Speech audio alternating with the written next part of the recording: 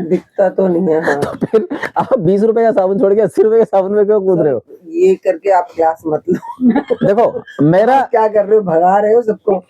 आप जैसे आप सच बोलते हो मैं ऐसे ही सच बोल रहा हूँ, और मैं ये चाहता हूँ आप लोग जागो ताकि हम उस पर प्रॉपर काम कर ठीक सकें। है। सर वैसे हमें तो काम- देखा जाए तो पर्पस तो सीखने का कुछ हमें ज्यादा वो नजर नहीं आता था। आपने मेडिकल करा, हम्म। अगर आपने मेरी पहले दिन बात ना मानी होती, आपको क्या लगता है आज आपकी स्थिति क्या होती?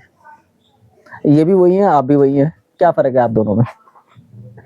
सर मैंने सीखा नहीं है उस तरीके से, जैसे क्यों? उन्होंने आपसे 1-2 क्यों नहीं साल सीखा? इन्होंने आपने सिखाया ना। मैंने इनको एक बात बोली थी, मैंने कहा बबीता जी जब तक मेरे से सीख रहे हो फोकस रखना, किसी और के पास मत मैंने भागना। सीखा ही नहीं ना सर, मैंने सीखा ही नहीं। आपने कितने सारे कोर्स मैंने करे? ये थेरेपी सीखी, वो ठीक आती है मेरे को। अभी बंद ही कर दो। अभी बंद कर दे, अभी फालतू की बात हो रही है। फालतू की बात हो रही है, कोई सब रिकॉर्ड है। अपना ही पर्सनल फोन है, कट कर देंगे। नहीं फिर वो हाँ चलने दो, फिर वो ध्यान हट जाएगा इसमें से बिल्कुल ही।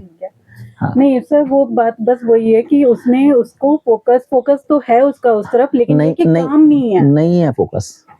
जो फोकस आपका है नहीं है, जो फोकस आपका है वो फोकस मेरा इनका हो नहीं नहीं है। पा रहा क्योंकि मेरे माहौल नहीं है मेरे को फोकस मिलने के लिए। कविता जी माहौल किसी का नहीं होता, माहौल बनाना पड़ता है। नहीं सर, आप जब उस माहौल में रहोगे तो आप खुद समझ जाओगे कि नहीं है। आप मेरे से गंदे माहौल में नहीं रहे।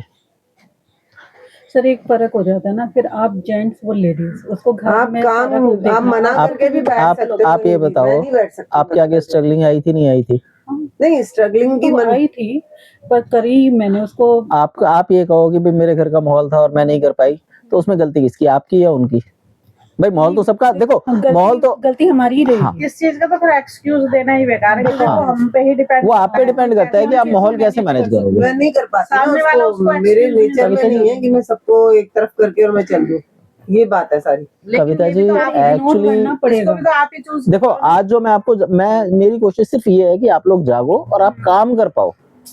आपके पास बहुत सारे मौके हैं। कुछ सीखूंगी नहीं इन्होंने, मैं आपको बताऊं इनके पास वो सब कुछ है, वही तो सब कुछ मेरी तरह ही हो गया ना इनका कि सब कुछ सीखते हैं और घर में बैठे रहते हैं। करती वो सारा कोर्स है, सब कुछ हर जगह भागती वो है फैमिली को लेकर हाँ। बस। फिर उसके बाद आज मेरा आप लोगों को मैं प्रोफेशनल कोर्स कराने जा रहा हूँ, तो मैं जो बातें कर रहा हूँ वो प्रोफेशनल है। अब जैसे इन्होंने मुझसे पूछा था, कहते साबुन बना के मैं मेडिकल बना लूंगी, मैंने कहा हाँ बना लोगे। अब यहाँ बैठे मैंने क्या कहा, जीरो, कोई मतलब नहीं है आपके मेडिकल में, कोई मदद नहीं कर सकता। क्यों नहीं कर सकता? क्योंकि अगर आप साबुन से ये सोच रहे हो ये दवा की तरह काम करेगा, तो दवा नहीं है ये क्लेंजर है। आप क्लेंजर के तौर पे इसका इस्तेमाल करो, ये 100% काम करेगा। हम लोग गलती ये करते हैं कि चीज होती है इतनी सी, हम उसको इतना बड़ा करके देखना चाहते हैं, वो कभी नहीं होता। अब अगर आप ये कहते हो मैं साबुन सीखूंगी और घर के लिए बनाऊंगी, तो ये साबुन आपके लिए जीरो है, क्योंकि ये इतने महंगे पड़ेंगे। उससे बढ़िया आप लक्ष्य नहा लो, ज्यादा बढ़िया। क्यों? क्योंकि आपको ये नहीं पता कि ये साबुन क्या काम कर रहा है और लक्ष्य क्या कर रहा है, क्योंकि आप खोजबीन नहीं कर पाओगे। जब भी आप किसी लाइन में ये फायदा नहीं होगा कि हम अपनी पर्सनल यूज के लिए भी यूज कर रहे हैं, तो कम से कम एक अच्छी क्वालिटी का तो हम चीज यूज कर पाएंगे। नहीं ऐसा कैसे पता लगेगा? अब ये साबुन है, इसके अंदर आप क्वालिटी का कैसे मैनेज करोगे? मैं भी नहीं बता सकता इसकी क्वालिटी क्या। मैं तो आपको ये बता सकता हूँ कि साबुन किस किस चीज से बनता है। क्योंकि नहाने का और ये जो साबुन बनते हैं ना, ये अच्छे वाले ऑयल से ही बनाने पड़ते हैं, जो घटिया ऑयल से बनते हैं। घटिया से जी, तभी तो कॉस्टिंग कम होती है। नहीं आप अच्छे में जाओगे, आप चले जाओ महंगे साबुन में 500। तो अपने जो बनाएंगे वो तो कोई भी ऐसे घटिया ऑयल से नहीं बनाएंगे। आप जो साबुन बनाएंगे वो ऑयल से नहीं बना रहे, आप जो साबुन बना रहे हैं वो है MNP, मेल्ट एंड पोर। ये साबुन का बेस बाजार में बना बनाया मिलेगा, आप इसे लाओगे, काटोगे और घर में बनाओगे। सर आपने कहा मैं दूंगा बेस, आप मेरे यहाँ से खरीदोगे बेस तो इसको आपके बेस बोलते का हैं। तो हमें पता चल जाएगा ना कि क्या बेस डला हुआ है। बेस इसको बोलते हैं, बेस मैं आपको दे रहा हूँ, और एक तरीके का नहीं दे रहा, 4 तरीके के बेस इनका दूंगा। मतलब है आपके ऊपर तो हमें ट्रस्ट है ना कि आप अच्छी चीज दे रहे हो। नहीं मैं आपको देखो मैं आपको जो दूंगा मैं सब बता के दूंगा। मेल्ट करके हमने इसे बनाया, तो इसमें हम अपने ऑयल्स नहीं डाल सकते। नहीं, अगर हम इनको अच्छी क्वालिटी अपना, ये खुद ऑयली है, ये खुद ऑयली। हाँ जी। आप इसमें ये देख सकते हो कि इसको यूज करने पे क्या रिजल्ट आता है। जब तक आप बेस को रिजल्ट वो यूज करके नहीं देखोगे, आपको ये नहीं पता चलेगा आप जो क्वालिटी बनाने वाले हो वो कैसी बनेगी। कोई भी मैन्युफैक्चरिंग की लाइन सीधी नहीं होती। अब आप मैन्युफैक्चर बनने जा रहे हो, तो मैन्युफैक्चर बनने का पहला स्टेप है कि चीजों का मैक्सिमम ज्ञान होना चाहिए। अब हम कहीं साबुन बनाने सीखने जाते हैं, वो पता है क्या कहते हैं, आप बेस ले आओ हम बनवा देंगे। खादी में ऐसे होता है। अच्छा ठीक है, या मेरे पास बेस रखा है, मैंने घटिया वाला बेस खरीदा, साबुन बना दिया, काम खत्म। आपको साबुन बनाना आ गया, लेकिन ये नहीं पता चला कि साबुन बना क्यों, कैसे, किस लिए, साबुन का बेनिफिट क्या है, इसके लॉसेस क्या है। अगर हम आगे बनाएं तो किस तरीके से क्वालिटी मैनेजमेंट करेंगे, मार्केटिंग कैसे करेंगे। तो इन सब बातों का उत्तर देने के लिए ये मैंने क्लास अरेंज करी है कि मैं जितना खाया पिया है अब वो सब उगलूंगा। तो आपका मोटिव क्लियर होना बहुत जरूरी है। अगर आप इसे अर्निंग के तौर पे लेना चाहते हो तो मेरा पहला सवाल है, आप कितना कमाना चाहते हो? कितना कमाना बिल्कुल। तो ज्यादा से ज्यादा ज्यादा से ज्यादा कितना, ज्यादा बताओ। जितना मिल जाए, जितना मिल जाए बताओ कितना, कोई लिमिट नहीं है। लिमिट होनी चाहिए। सही बात है, पैसे की कोई लिमिट नहीं होती। देखिए सबसे बड़ी समस्या ये है, अगर आपके पास लिमिट नहीं है डिपेंड करता है। तो आप सीखते चले जाओगे, काम नहीं कर पाओगे। अभी बस वही बता रहे थे आप। जी पर लेकिन अब हम बोले जी हम 50,000 रुपए महीना अभी बिल्कुल नहीं, मैं कहता हूँ कमा लेंगे, नहीं कमा पाओगे। तो सपना वो देखो ना जिसे हम साकार कर सके। आप कहो मैं 2,000 रुपये महीना कमा सकती हूँ, 100% कमा लोगे और हम उस 2,000 को फोकस करके चलेंगे। तीसरे महीने आप देखोगे हम 2 की बजाय 3,000 कमा रहे होंगे। साल 2 साल पूरे होते होते तो क्लास ये वाली होनी चाहिए कि हमें सोचना क्या चाहिए। कविता जी सोचना क्या चाहिए मैं खुद ही नहीं सोच पाऊंगा। काउंसलिंग इस बात तो की होनी चाहिए कि हमें 10-15,000 क्या तो कमा सोचना सकते हैं। चाहिए। उस क्लास का 10-15,000 के बिल्कुल नहीं, बिल्कुल पे भी नहीं, नहीं आ बिल्कुल नहीं। मैं कहता हूँ सबसे छोटी फिगर जो आपको लगती है कि हाँ मेरे लिए महीने के लिए महीने में 10-15,000 भी नहीं जा सकते। नहीं जा महीने के सकते। 3,000 सोच के चलो, नहीं जा सकते, नहीं जा सकते। आप एक बात बताओ, आपने साबुन तो बना लिया 10 किलो, अगर आपका साबुन ही नहीं बिका तो पैसा कहाँ से आएगा? मेन बात तो ये है ना। अब आपने साबुन बनाया 10 किलो, कोई आपको जानता ही नहीं है कि आप साबुन बनाते हो, तो कोई आपसे खरीदेगा क्यों? तो आपको शुरू में सैंपल बांट रहे हैं तो पहले तो पैसा बटेगा, आया कहाँ से? तो आप ये कहो मैं डे 1 5,000 कमाना चाहती हूँ, 15,000 कमाना चाहती हूँ, नहीं कमा सकते। आपको पहले ये सोचना है कि मुझे इतना बांटना है और इतनी रिकवरी निकालनी है, तब आप कमाओगे। तो हम इस क्लास को शुरू करने से पहले कमाने के बारे में सोचे तो हम आगे बात करें, और नहीं तो इस क्लास को यहीं खत्म करते हैं, काम खत्म करो। नहीं भाई, अब आप इतना वो दे रहे हो, हौसला दे रहे हो, तो कमाने का ही सोचेंगे। नहीं, अगर आप लोग कमाना चाहते हैं तो मैं आपके साथ हूँ, मैं खुद कमाना चाहता हूँ। और रही बात परचेजिंग की, देखो जब तक आपकी परचेजिंग बल्क में नहीं होगी तब तक आप इसका किसी भी मैन्युफैक्चरिंग लाइन में सरवाइव नहीं कर सकते। और बल्क परचेजिंग का तरीका यही है कि 10 आदमी मिलके एक बोरी खरीद लो, 25 किलो आता है, 5-5 किलो बांट लो, तो उस केस में वो सस्ता तो पड़ेगा। वो क्या रेट पड़ेगा? बहुत सस्ते पड़ते हैं 5 किलो कितने का पड़ जाएगा? मैम। 5 किलो नहीं होता, वो 25 किलो या 50 किलो का रेट होगा। हम लोगों को कितने का पड़ेगा? अब जैसे मान लो ये आपका 200 रुपए किलो का साबुन है, जब हम किलो की पैकिंग खरीदते हैं 200 रुपए किलो का साबुन है 200 रुपए किलो। तो इसमें आप मान को 20 रुपए किलो का फर्क आ जाएगा, 20 से 30 रुपए का। 180 पड़ जाएगा, 170 पड़ जाएगा। हाँ, अब आप 25 किलो 50 किलो का कट्टा खरीदोगे तो 170 पड़ेगा, लेकिन अगर 5 किलो आप ले रहे हो और वही 170 मिल रहा है तो आप मार्केट में सरवाइव कर पाओगे। बेस जो हमने ले लिया उसमें भी तो फिर कुछ और भी चीजें डलती होंगी इसमें, या सब डलता तो है। वो भी तो उसकी भी कॉस्ट लगेगी ना फिर। हाँ, उसकी भी कॉस्ट लगेगी। नॉर्मली इसमें क्या होता है, आपने एक लिमिट बना लेते हैं कि हम 200 रुपए का साबुन बेचेंगे, 300। अब नॉर्मली जो इसके साबुन बनते हैं 300 रुपए तक बिकते हैं, बिक जाता है। हाँ बिक जाते हैं लेने वाले। लेकिन वो है उसमें आपके बिकेंगे कम। मैं कहता हूँ आप इसे 50 रुपए में बेचो, 50 रुपए में बेचोगे, हर दूसरा आदमी खरीदेगा, वो कहेगा यार 40 रुपए का अलग चलेगा, चलो एक बार इनके साबुन से ही नहा के देख ले। तो आपकी क्वांटिटी जब बल्क में बनेगी तो बल्क में बिकेगी, तो उसमें मार्जिन कम होगा लेकिन रेगुलर मार्जिन होगा, और 5,000 का टारगेट होगा तो 5,000 कमाए जा सकते हैं। अब आपने कह दिया बहुत सारा मिल जाए तो कुछ नहीं कमा पाओगे। क्यों? क्योंकि उस समय प्रेशर ये होगा कि बेचना है बेचना है बेचना है, कमाने पे आपका फोकस ही नहीं बनेगा। तो हम जो पहला फोकस बनाएंगे वो कमाने पे बनाएंगे, बेचने पे नहीं बनाएंगे। अगर 1 पीस बिके तो भी हम 2,000 कमाए, 10,000 पीस बिके तो भी हम 2,000 कमाए, तो हम आराम से कमा सकते हैं। तो हम कमाने के फोकस लेके चलेंगे, ठीक है? कविता जी कितना कमाओगे? अब तो आपने समझा दिया 2,000। अब 2,000 आपका अपना कोई नहीं है। नहीं ये नहीं, आपको असल में हमें असलियत पे आना चाहिए ना, कि हमें असलियत पता पे होना हाँ, चाहिए कि क्या कर पाएंगे हम। हाँ, बात ये है। देखो आपकी मेडिकल साइंस में अगर मैं बात करूं, इसी को ले लो, हमने जो अब ये लास्ट टाइम करा था, इसमें भी आपकी इन्वेस्टमेंट नाना करते हुए 10-15 हजार रुपए की तो होगी। हमने जो हाँ, आपकी इन्वेस्टमेंट जो क्लिनिक में, हाँ ज्यादा ही होगी। ज्यादा ही होगी। हाँ, रिकवरी क्या है इसकी? कुछ भी नहीं है वो तो। अब खाली बल्कि मेरे को लग रहा है कि इससे अच्छा तो किराए पे दे देती ज्यादा बढ़िया। जब भी हम बिजनेस करते हैं हम इस पॉइंट को छोड़ देते हैं, हमने कमाना क्या, बाकी सारे पॉइंट पकड़ लेते हैं। तो हम लोग इस बार शुरू ही इसी से करेंगे कि हमने कमाना कितना है।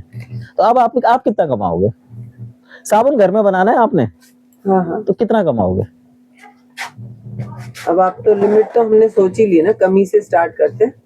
2,000 ठीक है, 2,500 रुपए मेरे ख्याल से 2,500 से तो शुरू करो। हाँ 2-2,500 ठीक है। इतनी है ज्यादा? भाई 5 तो मैं सोचती हूँ ठीक है, नहीं कमाया देखो 5 भी एक वो अमाउंट ऐसा है जो कमाया जा सकता है, वो ज्यादा बड़ा अमाउंट नहीं है। बबीता जी हम आप तो ये सोच रहे हैं सर। अभी आप ये मान के चलिए आपके पास कोई क्लाइंट नहीं है, क्लाइंट भी आपने बनाने हैं, हाँ क्लाइंट भी आपने बनाने हैं और कमाना भी है, फिर इसको डॉक्टरी से अलग रखना, डॉक्टरी वाला इसमें ऐड ऑन कर लेना, लेकिन मतलब बना लेना पर उसका पैसा इसमें इंक्लूड मत करना। ये साबुन का बिजनेस समझ के साबुन का बिजनेस ही करना, तो आप इसमें कर पाएंगे। ठीक है, चलिए क्लास शुरू करें। अब आ जाइए, सबसे पहले मेल्ट एंड पोर का मतलब क्या है। मेल्ट एंड पोर का मतलब ये है, आपने साबुन का बेस लिया, उसको आग पे गलाया और उसको मोल्ड में डाल के एक शेप दे दी, इसको बोलते हैं मेल्ट एंड पोर। कुर्सी आगे लेके आ जा वही, ठीक है। ठीक है, मेल्ट एंड पोर का मतलब ये हो गया। अब साबुन जो है 2 तरीके के मार्केट में मिलते हैं, वैरायटी आपको बहुत सारी दिखाई देगी, लेकिन एक्चुअल में वो 2 तरीके के। 2 तरीकों का अगर मैं डिवाइड करूं तो एक तो लिक्विड सोप होते हैं और दूसरा सॉलिड सोप होते हैं। लिक्विड पे हम बात ही नहीं कर रहे हैं, अब आ गए हम सॉलिड पे। सॉलिड में 2 तरह के सोप आते हैं, एक आते हैं ग्लिसरीन बेस ये वाले, और दूसरे आते हैं ओपेक बेस ये वाले। इसके अंदर आप आरपा देख सकते हो, मतलब आरपा दिखाई देता है। ट्रांसपेरेंट। जितनी ज्यादा क्लियरिटी होगी ट्रांसपेरेंसी की उतना महंगा होगा। अच्छा, जैसे पियर्स है ना ट्रांसपेरेंट, तो ये भी ट्रांसपेरेंट है, देख लो आप, लेकिन इसके आर पार नहीं देख पाओगे आप। पियर सर वैसे ही बनता है, इनसे बनता है, इसको बोलते हैं ग्लिसरीन सोप। ठीक है, इसको बोलते हैं ओपेक सोप। सर कोई बात ग्लिसरीन तो महंगी पड़ेगी। महंगा सस्ता छोड़ दीजिए, साबुन आपके महंगे पड़ेंगे। हाँ ठीक है, ये होता है ग्लिसरीन और ये होता है ओपेक। जो ओपेक सोप बेस है वो आपका वाइट कलर का आता है। इसके अंदर अब लोग क्या करते हैं, इसमें अलग रंग डाल दिया, इसमें एलोवेरा डाल दिया, एलोवेरा सोप हो गया। इसके अंदर चारकोल डाल दिया, चारकोल बेस सोप हो गया। अलग अलग वैरायटी बना दी। अब ये मिलता है 200 रुपए का, वो मिलेगा 400 रुपए का, बेस महंगे हो जाते हैं। तो ये चीजें आप अपने हाथों से मिलाओगे आपका बहुत पैसा बचेगा। अच्छा, अगर हम बना बनाया बेस ऐसा ना ले, भाई बेस आप ये लो, हाँ आपने ये बेस नहीं लिया, नहीं, मतलब अगर हम मिक्सिंग वाला ना लें कि ग्लिसरीन मिला हुआ, ये चारकोल मिला हुआ, वो ना सीधे लें। काम है। अब मैं कहता हूँ आप कहते हो मुझे चेरी ब्लॉसम का वो चाहिए, मैंने चेरी ब्लॉसम का थोड़ा सा सेंट और थोड़ा सा बेस मिला के आपको बना के दे दिया। अब मैंने कहा जी ये इतना महंगा है, आपको क्या पता लगेगा? आपने उसमें जो भी एक्सपेरिमेंट करने हैं करें, और लोगों को चेरी ब्लॉसम क्या कह दिया, आपको पता कुछ नहीं है। कोई अगर एक्सपर्ट मिल गया या कोई नॉलेजेबल बंदा मिल गया और उसने पूछ लिया चेरी ब्लॉसम क्या है और कैसे है, आप जवाब नहीं दे पाओगे। लेकिन अगर आप अपने हाथ से बनाओगे तो आपको पता होगा इसमें इतना % ये डाला है, इतना % ये डाला है, ये डाला है। और आज की क्लास के बाद, ये 3 दिन की क्लास के बाद, आप 90% सोप, 70 to 90% सोप अपने घर में तैयार कर सकते हैं। ठीक है, लेकिन एक चीज याद रखिएगा, बेस आप अपने घर में नहीं बना सकते। बेस बनाने के लिए आपको सीपी सोप में जाना पड़ेगा। वहां पे कास्टिक से, पोटेशियम से, ऑयल से सोप बनाए जाते हैं। वहां क्वालिटी मैनेजमेंट होता है, इनमें कोई क्वालिटी मैनेजमेंट नहीं पर होता। सर हमने एक बार घर में मैंने बनाया था, वो तो इसी से बनाया था, कास्टिक सोडे से, घर में ही। कविता जी, जब आप साबुन में जा रहे उसकी हैं, वो लाई बना के और उसमें बेसन डाला था, तेल में बेसन। साबुन बनाना आसान है, हाँ साबुन की साइंटिफिक वैल्यू निकालना मुश्किल है। हाँ आप साबुन का इस्तेमाल क्यों कर रहे हैं, साबुन कितने पीएच का होना चाहिए, TFM क्या होना चाहिए, हाँ, साबुन के बारे में आप क्या ये सब बताएंगे, नहीं, ये सब चीजें नॉलेज होगी तो। ठीक है, साबुन बनाना बहुत आसान है। आप कास्टिक लो 33% इंक्लूडिंग वाटर, आप उसको 67% ऑयल में मिक्स कर दीजिए। ऑयल में मिक्स करने का जितना आप घोटेंगे वो साबुन में कन्वर्ट हो जाएगा। इसको बोलते हैं सोपनिफिकेशन, मतलब सोप बनने की प्रक्रिया। लेकिन ये साबुन नहीं है। इस साबुन में या तो आपको झाग नहीं मिलेगा, या साबुन जल्दी गलेगा, या साबुन के ऊपर दाने पानी आ जाएगा, या साबुन नमी खींचेगा, तो ये सारी, साबुन सॉफ्ट पड़ जाएगा, ये सारी दिक्कतें आती हैं इनमें जो आप बात कर रहे हैं। आपने नारियल का तेल इस्तेमाल किया होगा तो वो हार्ड बना होगा और उसमें स्मूथनेस नहीं होगी। मैंने नारियल का वेस्ट वाला ऑयल यूज किया था। कौन सा? वनस्पति? घर में जो बचा था मेरे पास, वो मैंने वनस्पति, हाँ सही कुछ किया। हाँ ठीक है। यहाँ ये 2 चीज क्लियर है। आप इन बेस में कुछ भी मिला के उसको आगे महंगा करके बेच सकते हो, और कुछ बनाने की जरूरत नहीं है। बड़े बड़े मोल्ड ले लीजिए। आपने बेस लिया 200 रुपए किलो का, इसमें एलोवेरा जेल डाला 10% बनाया, और आप उसको कह के बेचो ये एलोवेरा जेल का बेस है। आपने 200 रुपए का लिया था, गला के बनाया, 220 रुपए का पड़ा। 10-20 रुपए का आपने एलोवेरा डाला, 250 रुपए का पड़ा। वो आपका 350-400 रुपए आराम से बिक जाएगा। कोई दिमाग नहीं लगाना, कोई कुछ नहीं करना। बेस बेचने का तरीका ये है। और नहीं तो मार्केट में आपको रेडी बेस मिलते हैं, आप उनसे भी साबुन बना सकते हैं, पर वो कॉस्टली पड़ेंगे। क्लियर? चलिए अब सबसे पहले उस पे आते हैं, साबुन कितने तरीके के बनते हैं, जो हम बनाते हैं कितने तरीके से बनते हैं। तो साबुन बनते हैं नॉर्मली 4 तरीके के। सबसे पहला आपका मेल्ट एंड पोर, दूसरा साबुन आपका बनता है सीपी सोप, इसको बोलते हैं कोल्ड प्रोसेस सोप। जो कविता जी कह रही है मैंने बनाया वो कोल्ड प्रोसेस था, बनाया इन्होंने हॉट प्रोसेस से था। तो एक होता है कोल्ड प्रोसेस जिसमें कम टेम्परेचर पे साबुन बनाया जाता है, एक होता है हॉट प्रोसेस जिसमें तेज टेम्परेचर पे साबुन बनाया जाता है। प्रोसीजर दोनों का सेम है, कोई फर्क नहीं होता। यानी आप साबुन बनाने के सिर्फ 2 ही तरीके समझो, मेल्ट एंड पोर और सीपीएचपी, ठीक है। और जो चौथा तरीका है वो लिक्विड सोप है, उसके अंदर हम बेसिकली पानी का इस्तेमाल करते हैं। और लास्ट तरीका जो है सर लिक्विड ये वाले ही तो होते हैं जो हैंड वॉश वगैरह होते हैं। तो ये सोप नहीं होते। जो बताया आपने दूसरा कैसे होता है, ये सीपी वाला जो बता रहे हो? सीपी वाला कोल्ड प्रोसेस होता है, इसमें आप कास्टिक से ऑयल को मिक्स करते हैं। 33% ऑयल कास्टिक प्लस ऑयल होता है, सॉरी कास्टिक प्लस वाटर होता है। और बाकी जो बचा हुआ नो चाय डाल के बेटा सबको दे दे। और बाकी जो होता है वो ऑयल होते हैं, जो भी ऑयल आप बनाना चाहें वो ऑयल होते हैं। उनको जब आप मिक्स करेंगे तो ये एक प्रक्रिया होती है जिसमें वो धीरे धीरे साबुन में कन्वर्ट होता है, उसको बोलते हैं सोपनिफिकेशन। तो सोपनिफिकेशन होने के बाद जो आपके आगे रिजल्ट आता है उसको सोप बोलते हैं। इसमें कोई केमिकल, कोई खुशबू, कोई कुछ नहीं। आप उसे एज अ बेस भी बेच सकते हैं। तो उसको भी वैसे तो वो करके रखना पड़ता होगा सेट करने के लिए। हाँ, सेट करने के लिए टाइम छोड़ना पड़ता है। अब जैसे आपका हॉट प्रोसेस है, ये लगभग आपका ये मान के चलिए 45 दिनों में तैयार हो जाता है। कोल्ड प्रोसेस आपका 90 दिन लेता है मैच्योर होने में, ये आपका अगले दिन तैयार है। आज आप इसको गलाओ, क्योंकि ये पहले मैच्योर होके आते हैं हमारे पास। अब क्या है, आपने इसको आज गलाया, साबुन बनाया, आज रख दिया, कल उसमें से निकालो, हाथों हाथ पैक कर दो, बिकने के लिए तैयार। ये साबुन होते हैं। नो इनको आधी चाय दे दी, सब में से थोड़ी थोड़ी कम करके दे दे इनको, ठीक है। अब इसमें आप देखिए, एक आप चीज अब लिख लीजिए, ये इंपॉर्टेंट है जो मुझे लगता है। इसी में लिख लो, एक पेपर पीछे खाली है, इसमें उसी में लिखते जाओ।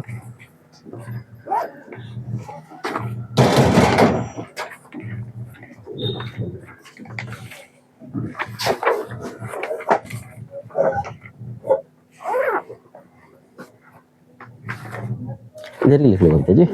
हाँ, साबुन बनता है कास्टिक प्लस ऑयल से। सोप इज इक्वल टू,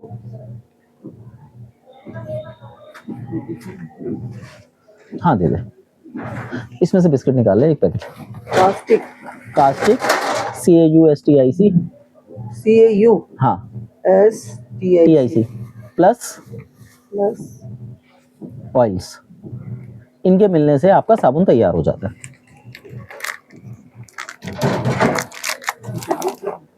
लीजिए कविता जी चाय।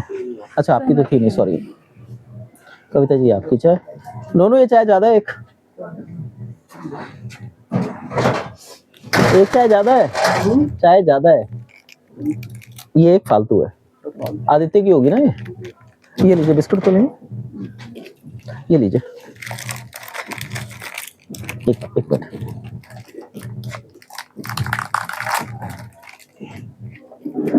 लो कर दे, आते ले दोनों, ये ले दे उसको।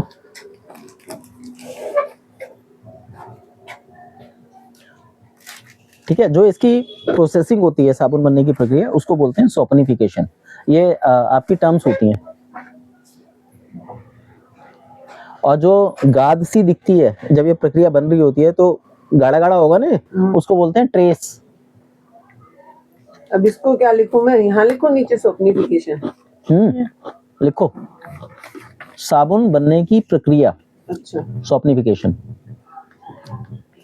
और जो साबुन बनने की प्रक्रिया के दौरान आपको गाढ़ा गाढ़ा पदार्थ दिखाई देगा, उसको बोलते हैं ट्रेस। अच्छा, मैं इसे खुद भूल जाऊंगा थोड़ी देर बाद, मुझे ट्रेस मेरे को याद नहीं रहती ये चीजें। ये मतलब टेक्निकल टर्म है, कभी आप सुनते हैं कि किसी वीडियो में या वो देखेंगे कि ट्रेस बना, तो आपको ये ना रहेगी भी ट्रेस क्या होता है। सोपनिफिकेशन। और जो गाद बनती है, गाढ़ापन जो बनता है उसको बोलते हैं ट्रेस, TRACE। बेस मतलब वेस्ट नहीं होता, उसी को तो साबुन बन रहा है वो। अच्छा। उसमें जो इनर केमिकल रिएक्शंस होने हैं उनको बोलते हैं सोपनिफिकेशन। और जो फ्रंट में नजर आ रहा है उसे बोलते हैं ट्रेस, TRAC। TRAC। यानी जो बन के पेस्ट जो हमारा तैयार हुआ वो ट्रेस हो गया। और जो अंदर उसके केमिकल रिएक्शंस चल रहे हैं उसको बोलते हैं सोपनिफिकेशन। अब कास्टिक दो तरीके का यूज करते हैं हम लोग। एक होता है सोडियम हाइड्रोक्साइड, जिसे हम बोलते हैं कास्टिक सोडा,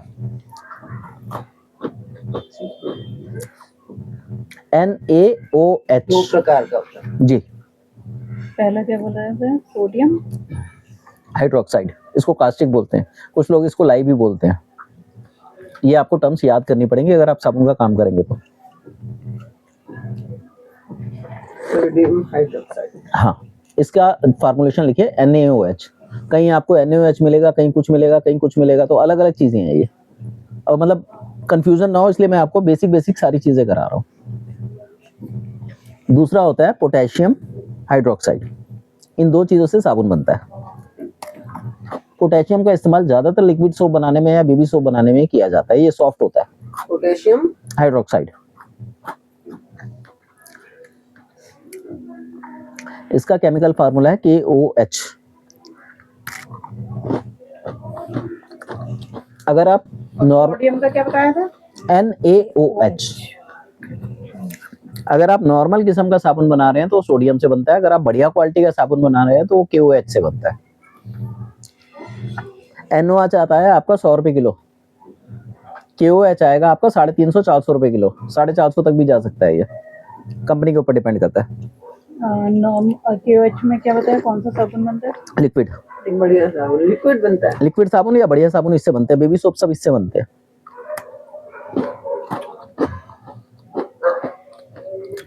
अच्छा, कुछ लोग क्या करते हैं, वो इन दोनों का रिएक्शन करा के और उससे भी साबुन बना लेते हैं कि कुछ मात्रा कास्टिक की ले ली, कुछ इसकी ले ली।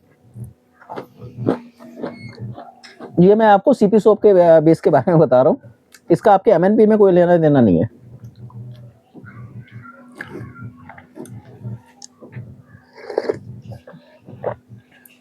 हमारा जो पहला टॉपिक है वो है 5 तरीके के साबुन बेस होते हैं। पहला होता है MNP, ये लिखा हुआ है। दूसरा होता है कोल्ड प्रोसेस। तीसरा होता है हॉट प्रोसेस। चौथा होता है आपका लिक्विड सोप और पांचवा होता है रीबैच सोप। रीबैचिंग जो ये सबसे इम्पोर्टेंट है। अच्छा, ग्रेटेड सोप मेथड। जी, अब इसमें क्या होता है, जब आप साबुन बनाते हैं, आपने बनाया 1 किलो, ये मान के चलो 100 ग्राम खराब हो जाएगा। अच्छा, बनेगा वो आधा 900 ग्राम। कारण क्या है, बर्तन में चिपका रह गया, छुरी पे चिपका रह गया, तो ये साबुन खराब नहीं होता। आप इस सबको इकट्ठा करते रहिए, एक टाइम के बाद इसमें क्वांटिटी बन जाती है, इससे साबुन बनाए जाते हैं। इसको बोलते हैं रीबैच सोप। और सबसे मुश्किल साबुन यही होता है, क्योंकि ये वेस्ट है। पानी आप डाल नहीं सकते, पानी डालोगे साबुन कागज की तरह हल्का हो जाएगा। जैसे ही आप लगाएंगे, जैसे ऐसे लगाते जाएंगे, साबुन गायब होता जाएगा। भाई पानी तो है वो, जैसे ही वो जाएगा वो सारा उड़ जाएगा। तो 2 दिन 3 दिन में साबुन खत्म हो जाता है, इतना मोटा साबुन। और इसका वजन कुछ नहीं होता। आपने देखा है, जब आप कह रहे हो कितना हल्का साबुन है, वो पानी का बना हुआ साबुन था। वहाँ बनाया था ना हमने। हाँ, तो सर वो जो लगा रह गया वो पानी वाला कैसे हुआ? जो लगा रह गया बेस, उसे गलाने के लिए हम लोग क्या करते हैं, पानी डाल देते हैं। अब वो पानी डाल दिया, अब साबुन तो बन गया। देखने में इतना मोटा ताजा आपको अच्छा भला दिखाई देगा कि ये साबुन है, क्योंकि कटिंग वटिंग वैसी हो रही है। पर वो साबुन नहीं है, वो साबुन की झाग होती है। तो पानी है, फ्रोथ उठेगा, उसी का साबुन बन गया जो कि रिएक्शंस हुए। अब जब हम उसे नहाने के लिए यूज करेंगे, वो इतना बड़े से एक बार के नहाने में आपका आधा हो जाएगा, जितना ज्यादा पानी होगा। और पानी के बिना आप उसे गला नहीं सकते। तो ये पूरी टेक्निक है कि इसको कैसे बनाए जाते हैं। तो इनको बोलते हैं ग्रेटेड या रीबैच सोप। और यही आपकी कमाई होती है सोप बिजनेस में। भाई सोप तो आपके निकल गए, बिक गए, जो मार्जिन था वो हो गया। ये सूखी कमाई है, इससे आप पैसा कमाओगे। अच्छा ठीक है, यहाँ तक ठीक है। चलिए, इसमें एक चीज और लिख लीजिए, मेल्ट एंड पोर बनाएंगे आप 60 डिग्री पे। उधर लिख लो, इसके आगे लिख लो 60 डिग्री ऊपर। मेल्ट एंड पोर 60 डिग्री पे बनेंगे। कोल्ड प्रोसेस सोप बनते हैं 40 डिग्री पे, 40-60 डिग्री। 40 to 60। हाँ, इसको कर लो 60 to 80। ऊपर वाले को। हाँ जी, हॉट प्रोसेस हॉट प्रोसेस बनते हैं 80 टू 120 डिग्री, 80 to 120 120 डिग्री। फर्क समझ आ गया क्या है? हॉट प्रोसेस मतलब गर्म करके बनाना, कोल्ड प्रोसेस मतलब ठंडा करके बनाना, और न्यूट्रल जो है आपने केवल उबाले और काम हो गया। लिक्विड सोप का भी आएगा टेम्परेचर। लिक्विड सोप आपको बना नहीं रहे तो इसलिए इस पे जाने की कोई जरूरत न्यूट्रल नहीं। कौन से है इसमें से हमारे? 60-70 MNP सोप न्यूट्रल होता है। आपने बनाया वैसे लिक्विड बनाया? एक्चुअली उसमें आपको केमिकल डालने पड़ते हैं। अच्छा एक पलट लीजिए, एक लिखिए सोप होते हैं, सोप नहीं, एक होते हैं ऑर्गेनिक कंपाउंड, एक होते हैं इनऑर्गेनिक कंपाउंड। ये मतलब कंपैरिजन है ताकि आप फ्यूचर में इनका इस्तेमाल कर पाएं, आपको पता हो कि आपने क्या किया। जो ऑर्गेनिक कंपाउंड होते हैं ये स्किन फ्रेंडली होते हैं, और जो इनऑर्गेनिक कंपाउंड होते हैं ये कार्सिनोजेनस होते हैं। बेसिकली इनका हम स्किन के यूज में यूज नहीं करते। आप कभी भी कोई भी चीज बना रहे हैं तो इनऑर्गेनिक चीजों का इस्तेमाल नहीं करेंगे, ठीक है? ये आपको होमवर्क करना पड़ेगा कि जो भी इनऑर्गेनिक चीज होगी आपने उसको अवॉइड करना है। सर कैंसरस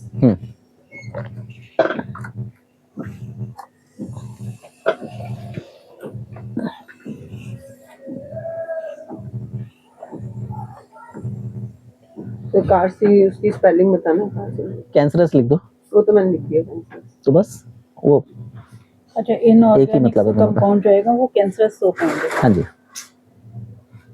इनऑर्गेनिक का इस्तेमाल ही नहीं किया जाता इन चीज़ों में। ये क्या है कि जिनको नहीं पता, प्रिजर्वेटिव के रूप में ज़्यादातर वो इनऑर्गेनिक कंपाउंड ले आते हैं, बाद में फिर वो लफड़ेबाजी पड़ती है। इसलिए पहले ही आप इन चीज़ों का ध्यान रख के चलोगे, आप जो भी इसमें यूज़ करेंगे वो ऑर्गेनिक होना चाहिए। आप जब भी मैन्युफैक्चरिंग करेंगे, कुछ करेंगे, ऑर्गेनिक में करेंगे। और इन पेपर को ध्यान से रखिएगा, जो चीज़ें मैं आपको बता रहा हूँ ये आपको कहीं क्लासेस में सुनने को नहीं मिलेंगी। अब हम आते हैं सेकंड पॉइंट पे, what is melt and pour. Melt and pour क्या है? ये आपका बेस है। उसी में देख लें या लिखना है ये? आप सुनिए, मैं आपको एक एक पॉइंट क्लियर करता हुआ चलूंगा, जहां मुझे लगेगा कुछ ऐड ऑन कराना है तो मैं ऐड ऑन कराऊंगा। छोटी चीज लिखनी है इसी में लिख लीजिए, बड़ी है पीछे पेपर पे लिख ठीक लीजिए। है।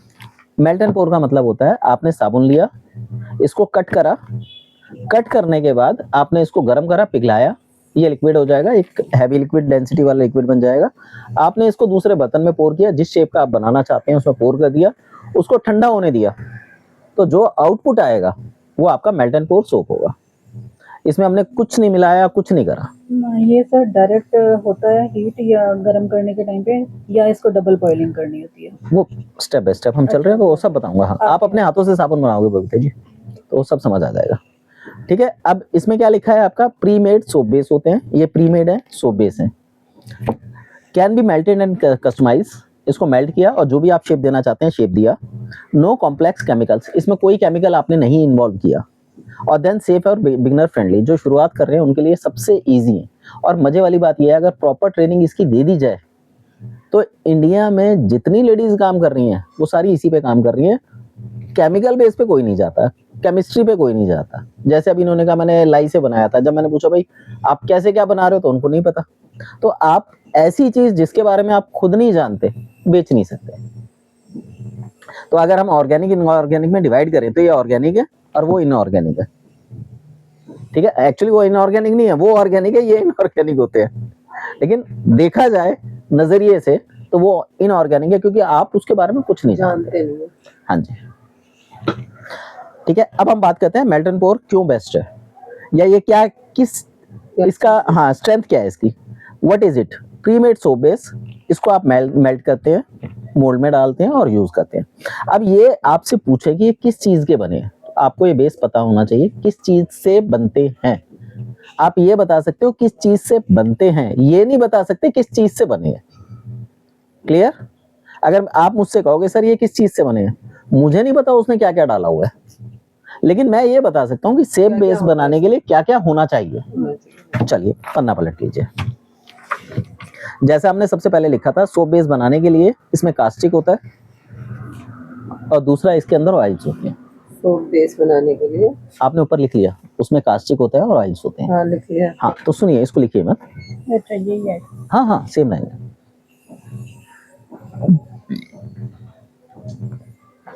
अब अगर मैं बात करूं, कई लोगों से आपने साबुन बनाते हुए सुना होगा ये 100% नेचुरल है।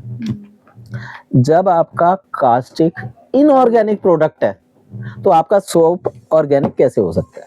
कोई नहीं सकता। आप उसे जितना मर्जी बोलो, उससे लड़ लेगा, मर लेगा, मानेगा नहीं कि हम तो कास्टिक डालते नहीं। भाई तुमने कास्टिक तो डाला ही नहीं, जिसने बेस बना के दिया उसने डाला है।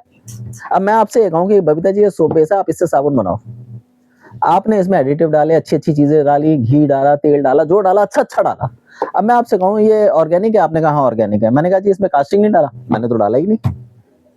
जब आपके पास इंफॉर्मेशन ही नहीं है बिना उसके हाँ, बनेगा ही। तो आप तो लड़ जाओगे मुझसे कि भाई मैंने तो डाला ही अभी नहीं है। हमने वहां भी तो यही आपने आंसर दिया था कि कास्टिक के साथ ही बनता बिना है। कास्टिक के सोप नहीं बनता। सोपनिफिकेशन की जो प्रक्रिया होती है वो कास्टिक से होती है। आपकी जो क्लेंजिंग साफ करने की जो क्षमता आती है वो कास्टिक से आती है। तो जब साफ नहीं करेगा तो वो साबुन कैसे? और अगर वो कास्टिक डला नहीं तो वो बनेगा कैसे? बस ये हो सकता है कि सर इसकी मात्रा कम ज्यादा कर सकते हैं इसमें, वो भी नहीं है। वो भी नहीं कर सकते वो भी नहीं कर सकते। भाई। एक नॉमिनल मात्रा। सर नेचुरल क्लीन करती हैं, जैसे मिल्क हुआ, जैसे बेसन हुआ, जैसे बहुत सारी चीजें जो नेचुरली क्लीन। आप उनको बांधोगे कैसे? लेमन हो गया। बांधोगे कैसे? हाँ उसको सॉलिड फॉर्म में नहीं ला सकते। सॉलिड फॉर्म में ला ही नहीं सकते। बांधने के लिए आपको कोई ना कोई इनऑर्गेनिक कंपाउंड की जरूरत पड़ेगी, वो केमिकल है। ठीक है, तो साबुन 100% केमिकल फ्री नहीं होते। उसमें एक कास्टिक आपको मिलेगा। आप इसे बेटर क्वालिटी के लिए KOH में ले जा सकते हो, बस इससे ज्यादा आप कुछ नहीं कर सकते। वो भी कास्टिक है, ये हार्ड कास्टिक है, वो सॉफ्ट कास्टिक है। तो उसमें कास्टिक की मात्रा कम हो जाएगी। आप उसमें ये कह सकते हो ये स्किन फ्रेंडली कास्टिक है वो भी कास्टिक। ठीक है, अब जो लोग कहते हैं कि भैया हम बिना कास्टिक के साबुन बनाते हैं, वो झूठे हैं। एक नंबर के वो बेस खरीदते हैं और साबुन बना देते हैं। उन्हें साबुन के बारे में कोई ABCD नहीं मालूम। झूठे नहीं, पर ये कह सकते कि उन्हें मालूम ही नहीं है इसके बारे में। झूठे इसलिए हैं कि वो मानना नहीं चाहते, मानना भी नहीं चाहते। इसलिए झूठे हैं वो। अगर वो मान ले कि हाँ ये बेस है तो फिर कोई वो झूठे नहीं है। ये हो सकता है लैक ऑफ नॉलेज हो, लेकिन जब आदमी लड़ जाता है कि नहीं मैंने नहीं डाला, वो अपनी जगह सही है, बट इग्नोरेंस है, और वो इग्नोरेंस उसकी सामने वाले के लिए हार्मफुल हो सकती है, इसलिए वो झूठे हैं।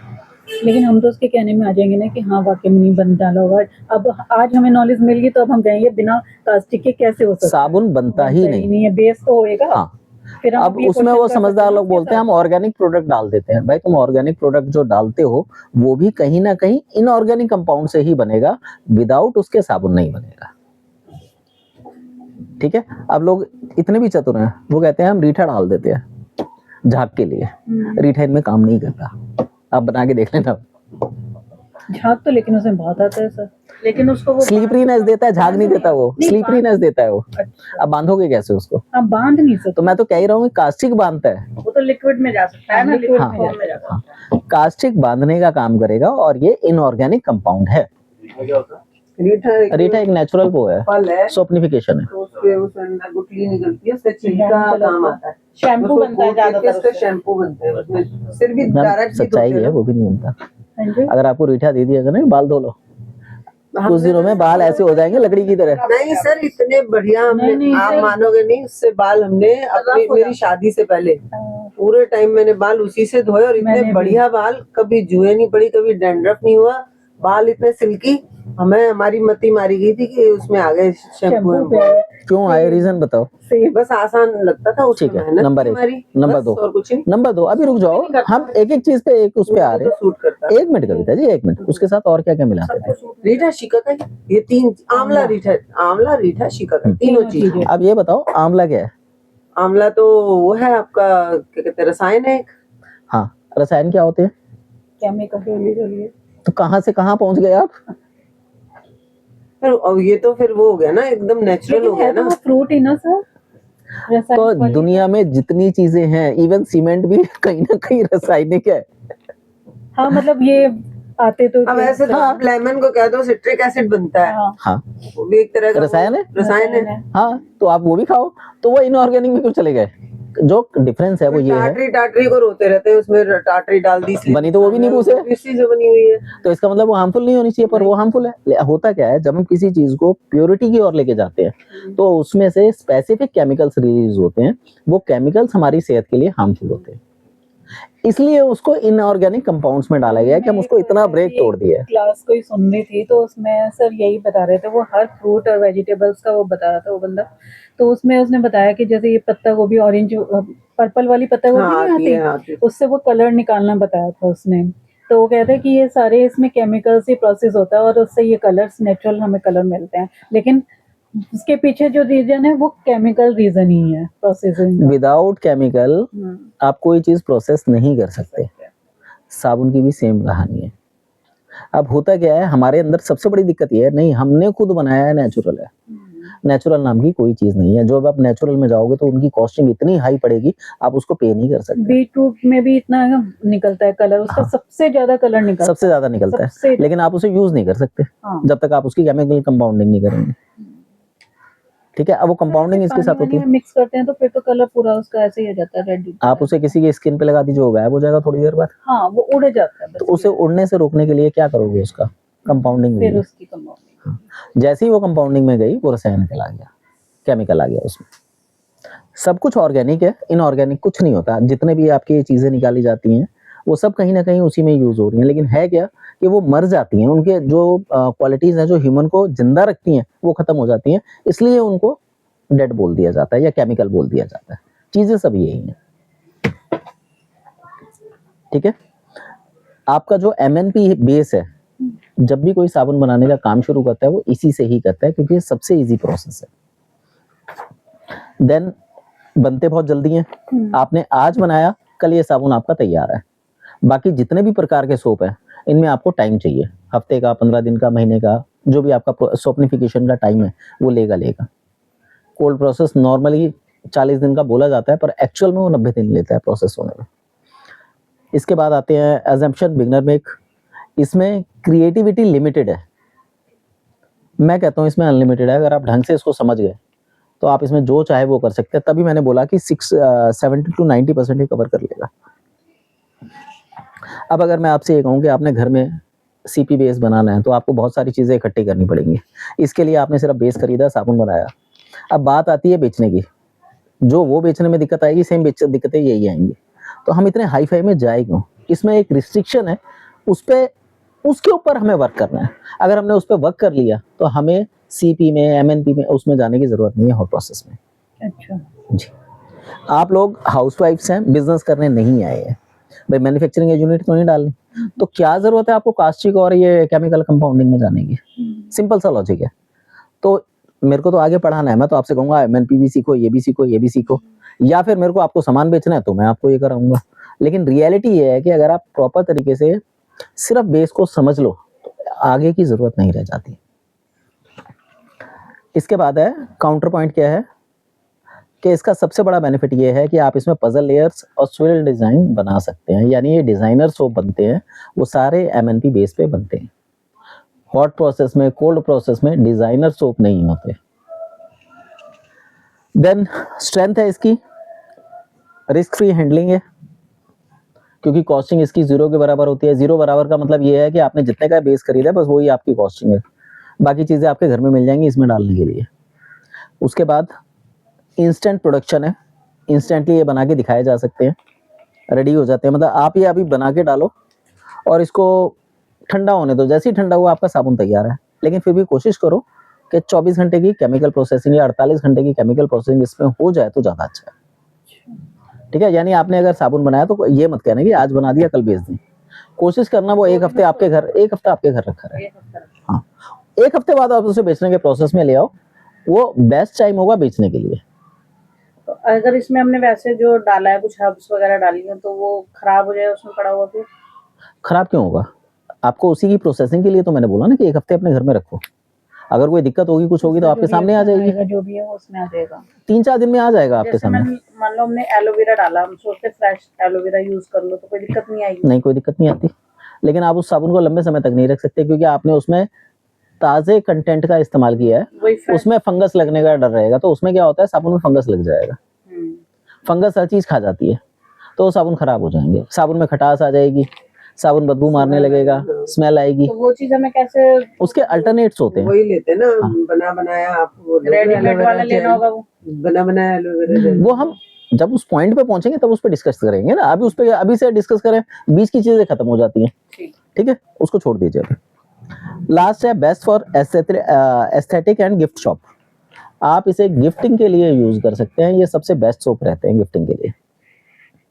ठीक है, क्योंकि एक तो पॉकेट फ्रेंडली होते हैं, क्योंकि आप खुद डिसाइड करते हैं कि इसकी कीमत कितनी होनी चाहिए, और दूसरा डिसाइड नहीं कर पाएगा कितने की दी है। जी। थॉट प्रोसेस में सारे कॉस्टली बनते हैं, आपके स्टार्ट ही 300 रुपए से स्टार्ट होते हैं। नहीं, अभी अगर आप INA आए थे, हमने 300 रुपए का साबुन बेचा था, वो उसकी कॉस्ट 90 रुपए थी। चलिए, अब इसकी वीकनेस क्या है? Base quality depends on manufacturer. जो ये डिसाइड करेगा इसके अंदर क्या है, वो मैन्युफैक्चरर करेगा, आप डिसाइड नहीं कर सकते। दूसरा, business margin lower unless branding strong. यानी इसकी ब्रांडिंग तो आप अच्छे से कर सकते हो, पर आप इसकी कॉस्ट कटिंग नहीं कर सकते। आपको जो रेट मिलेगा वो उसी रेट में ही मिलेगा। Finally, does not teach real soap chemistry. Actual में सोप क्या है क्या नहीं है, ये जो मैंने आपको पढ़ाया है, ये आपको कोई भी MNP सोप बेस वाला नहीं पढ़ाएगा।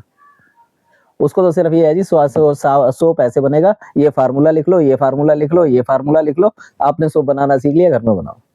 उसमें क्या आगे होना है, क्या पीछे होना है, कैसे होना है, कोई डिटेल नहीं दी जाती।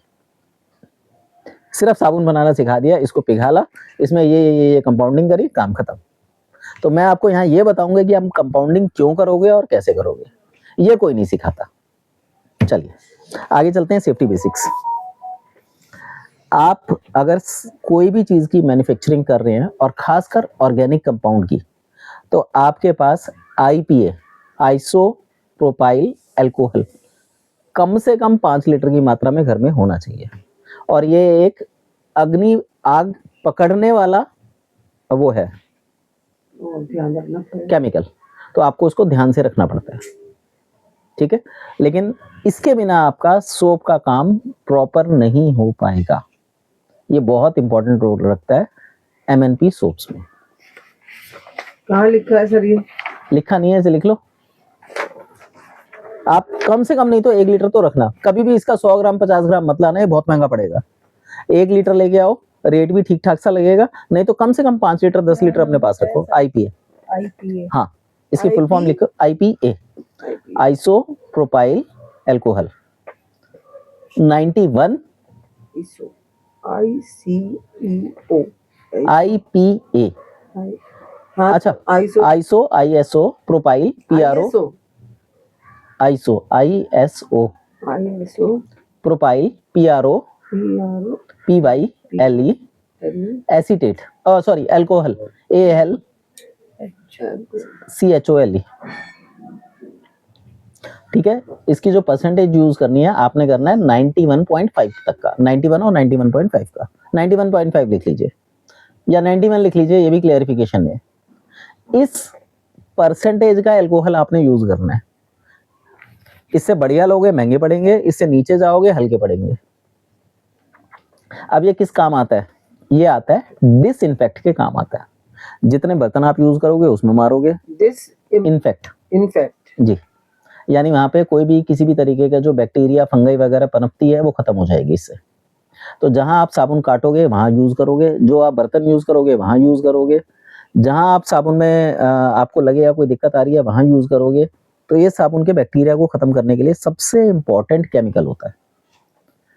ठीक है, MNP में इसका अच्छा रोल है। इस्तेमाल कैसे करते हैं? फुहारा मार के स्प्रे, फिर उस पे मतलब कपड़ा वगैरह मार दो कि पानी से साफ कर दो? कपड़ा उनके पानी लगाती है वो फिर खराब हो गया ना, वो फिर उसमें इन्फेक्शन आने के चांसेस बढ़ गए। तो ये क्या करता है, पानी को वहां से हटा देता है, सैनिटाइज करता है ये। हाँ, इसलिए मैंने कहा कि इसकी कम से कम जब भी आप खरीदो 1 किलो से कम मत खरीदना।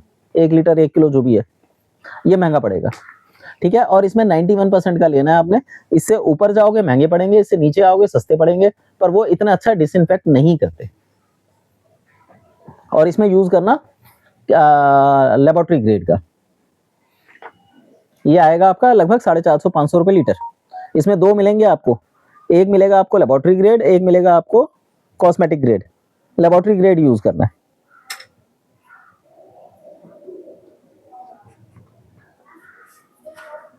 ये खास ध्यान रखना जब भी आप आईपीए खरीदेंगे तब। कल 450 कितना आधा लीटर था वो आधा लीटर की पैकिंग थी इसलिए 450 की थी। वो ज्यादा अच्छा था, इतना अच्छा भी नहीं चाहिए हमें। 450-500 रुपए की रेंज में मिल जाएगा। चलिए आगे चलते हैं। अब है सेफ्टी बेसिक्स। सेफ्टी बेसिक्स में पहला सेफ्टी बेसिक मैंने आपको लिखवा दिया, ये सबसे इंपॉर्टेंट है। पलट लीजिए पन्ना। नहीं पढ़ते चलिए साथ साथ। हाँ ये बेसिक्स। ये ध्यान रखिए जितनी भी ये टिप्स और ट्रिक्स बताई हैं इनको आपने हमेशा फॉलो करना है। अगर आप फॉलो नहीं करेंगे तो आपका साबुन खराब होने का डर रहता है। हीट कॉशन का मतलब ये है जो हम कभी भी गैस तेज और कम कर देते हैं वो नहीं होना। आपने पहले पानी उबालना है तेज गैस पे। जब पानी उबल जाए देन गैस बिल्कुल सिम हो जाएगी। अगर आपने गैस तेज रखनी है तो टेम्परेचर कंट्रोल नहीं हो पाता। वो शुरू में तो टाइम लेता है लेकिन वो फिर उसके बाद एकदम भागता है। जैसे ही आप 60 डिग्री पे पहुंचेंगे और आप दूसरी इस तरफ उठ के कुछ घुमाने मिलाने के लिए घूमे तब तक वो 80 डिग्री पे ले जाएगा। इसलिए सबसे बेटर तरीका ये होता है कि आपने जो गैस है वो तेज से शुरू करनी है और बाद में सिम पे लाके उसको पकने देना है। अब इसमें आप जो बर्तन इस्तेमाल करते हैं वो डबल बॉयलर यूज होते हैं। या तो आप माइक्रोवेव करें जो 20 से 30 सेकंड के लिए किया जाता है, लेकिन इसके अंदर रिस्क थोड़ा सा ज्यादा होता है। अगर आपका ध्यान हटा तो दुर्घटना घटने के चांसेस हो जाते हैं। तो डबल बॉयलर मेथड सबसे अच्छा है। इसमें क्या है, आपने एक पतीला लिया, डबल बॉयलर लेना है। डबल बॉयलर ले लीजिए, नहीं तो सबसे अच्छा तरीका ये है एक बड़ा पतीला ले लो, उसके अंदर कोई चीज लगा दो बीच में ताकि उसके ऊपर आप दूसरा बर्तन रख सको। उसके अंदर आप अपना फ्राई पैन रख दो जिसके अंदर आप उसको गलाओगे। पतीला लेना है। हाँ एक बड़ा लेंगे एक छोटा लेंगे जो उसके अंदर आ जाए, लेकिन बीच में कोई मीडिएटर होना जरूरी है, नहीं तो जाली जो होती है ना कुकर की जो वो आती है, लगा लो। वो रख दो बीच हाँ। में, या स्टैंड रख दो जो हाँ। बर्तन। अब आपने क्या करना है, जो पानी है वो जो आपने पहला बर्तन लिया है ना उससे 1/4 होना चाहिए ताकि वो उबल के बाहर ना निकल आए। नहीं तो ज्यादातर उबल के बाहर निकलता तो हाथ भी जल जाते हैं कई बार। तो पतीला छोटा पतीला इतना छोटा होना चाहिए उसके आराम से अंदर आ जाए एक तो। हाँ, और दूसरा पानी जो आपने रखना है वो कभी भी आपके पतीले में जब बॉइलिंग हो तो 3/4 से ज्यादा ऊपर ना जाए। पानी उस हिसाब से रखना है। अब हम गलती क्या करते हैं, जब डबल बॉयलर बनाते हैं ना तो जो हमारा सेकंड पतीला है, जो ऊपर वाला पतीला है, उसमें यहाँ तक पानी छोड़ देते हैं, वो गलत है। जितना ज्यादा वो पानी में डूबेगा उतना बेहतर है। अच्छा, तभी तो अच्छे से पिघलाएगा उसको और वो तभी टेम्परेचर एकदम तेजी से भागता है। तो पहले तो आप पानी उबाल लीजिए बर्तन डाल के, देन उसको सिम पे कर दीजिए, क्योंकि एक बार पानी उबल गया तो वो खदकता रहेगा। तो आपको बार बार टेम्परेचर मेंटेन करने की जरूरत नहीं पड़ेगी। तो गैस, अच्छा इसके लिए आप बेटर होगा, क्योंकि जब हम ये काम करते हैं तो साबुन के जितने भी बर्तन है वो आप अलग रखेंगे। घर के बर्तनों में साबुन नहीं बनाएंगे क्योंकि इनमें केमिकल्स होते हैं, वो आपकी बॉडी में जाएंगे ही जाएंगे। अगर आप उन बर्तनों में खाना कितना मर्जी धो लेना, साफ नहीं होते। नंबर 2, इसके लिए आप लोग एक जो वो आते हैं ना इंडक्शन प्लेट, वो यूज करिए, वो सबसे बेस्ट है। आप उसे कंट्रोल कर सकते हैं। मैक्सिमम स्पीड उसकी 2000 तक चली जाती है और मिनिमम 400 तक आ जाती है।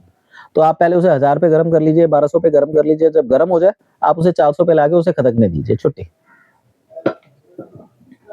पहले 1200 पे लाना है। कविता जो ये लिखने की चीज नहीं है, मैंने यूज ही नहीं की ना, मुझे पता नहीं। अच्छा कल आप करेंगे ना तो मैं आपको आपके हाथ से करवा दूंगा। ठीक है, ये तो हो गया हीट कॉशन। उसके बाद आ गया क्लीन वर्क से स्पेस। ये मैंने आपको बताई दी है। आईपीएस है, पूरे स्टेशन को आपने, अब स्टेशन का मतलब आप एक रूम में है तो पूरे रूम को नहीं करना, जहां जहां आपने काम करना है बस वहां पे सैनिटाइज होगा। जैसे स्लैब पे बना रहे हैं तो हाँ, स्लैब साफ करनी है और उसके बर्तन वगैरह का। इसके लिए आप एक और काम कर सकते हैं, एक्रिलिक शीट्स आती हैं, 12 बाय 12 का एक टुकड़ा ले लीजिए। आप उसको वर्क स्टेशन की तरह यूज कर सकते हैं। जब भी काम करें उसको आपने ऊपर, उसके ऊपर काम करिए। या लकड़ी के जो आते हैं कटिंग बोर्ड वगैरह, आप उसका भी इस्तेमाल कर सकते हैं। Use approved colourant and fragrance. जो भी आप कलर या फ्रेग्रेंस यूज करेंगे वो स्किन फ्रेंडली होना चाहिए, ये इंपॉर्टेंट है। ठीक है, इसके लिए लिखिए सीपी, स्टेबल, बेस, कलर और फ्रेग्रेंस का इस्तेमाल होना चाहिए। सीपी स्टेबल कलर और फ्रेग्रेंस का इस्तेमाल होना चाहिए। अब सीपी स्टेबल का मतलब क्या है? सीपी स्टेबल वो होते हैं जो ठंडे प्रोसेस के दौरान भी बने रहते हैं, यानी इनकी जो इलेसिटी होती है, लॉन्गेटिविटी होती है, वो बरकरार रहती है। अब मान लो आपने ये अपना सीपी स्टेबल ऑरेंज फ्लेवर लिया, वो सीपी स्टेबल नहीं है। जैसे ही आप साबुन में डालोगे उस समय तो वो खुशबू मारेगा, साबुन बन के तैयार हुआ, खुशबू उड़ गई। ज्यादातर लोगों के साथ यही दिक्कत होती है। नंबर 2, कलर भी अगर सीपी स्टेबल नहीं है तो वो भी जब आप साबुन में डालोगे तो जब साबुन बन के तैयार होगा उसमें वो कलर का फील ही नहीं आएगा, साबुन फेड हो जाएगा। अभी मैं इस कलर लेके आया हूँ कुछ, ये ट्रायल के लिए है, मैं आपके बैच में डाल के देखूंगा, मुझे नहीं पता ये सीपी स्टेबल है या नहीं है। ये पिगमेंट कलर है। ज्यादा बड़ी बोतल नहीं ले ली आपने? हमारे पास कोई ऑप्शन नहीं था, अब बनाने ये 10 बनाने थे, मैंने 5 ही बनाए हैं अभी। ठीक है, तो मेरे को अभी इसका रिजल्ट नहीं पता। क्या बताया था? CP stable CP stable fragrance और सीपी स्टेबल कलर लेने हैं, ये कॉस्टली होते हैं, दोनों ही चीजें कॉस्टली होंगी। ये फ्रेग्रेंस और कलर कलर सीपी स्टेबल होना चाहिए। सीपी स्टेबल का मतलब हो गया कोल्ड प्रोसेस में जो बेसिकली स्टेबल स्ट्रेंथन रहते हैं। बनाते समय जो मतलब ठीक से बनाने के बाद रुका रहे। अगर वो सीपी स्टेबल नहीं है तो ऐसे में क्या होगा, कलर है तो फेड हो जाएगा, खुशबू है तो उड़ जाएगी। सर फिर ये कैसे पता चलेगा हम ये सीपी भी? आप उनको बोल के लेते हो, जिससे भी आप सामान खरीदो उसको बोलो मुझे सीपी स्टेबल दो, तो फिर वो वही देगा फिर वो। अच्छा, सीपी स्टेबल नॉर्मल कलर के तुलना में महंगे होते हैं क्योंकि वो बनते ही उसी कैटेगरी के लिए।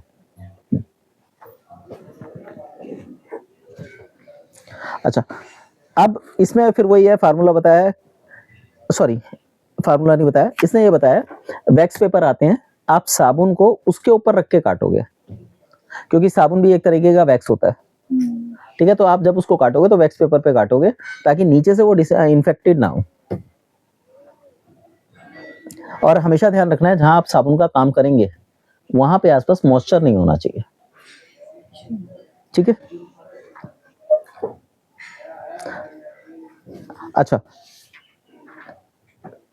जब आपका साबुन बन जाता है तो साबुन बनने के बाद पहले आप आईपीए मारेंगे, चाहो तो आप उसके बाद उसको खुला छोड़ सकते हो हवा लगने के लिए, आइसोप्रोपाइल अल्कोहल।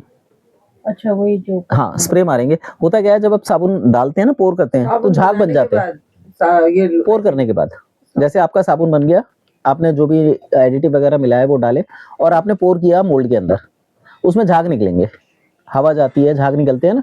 अब वो जो झाग के बबल्स बन रहे हैं उनको खत्म करने के लिए उस पर आईपीए मारा जाता है, जो हम क्लीन करने के लिए यूज करते हैं वही उस पे मारना। हाँ जी, हाँ जी।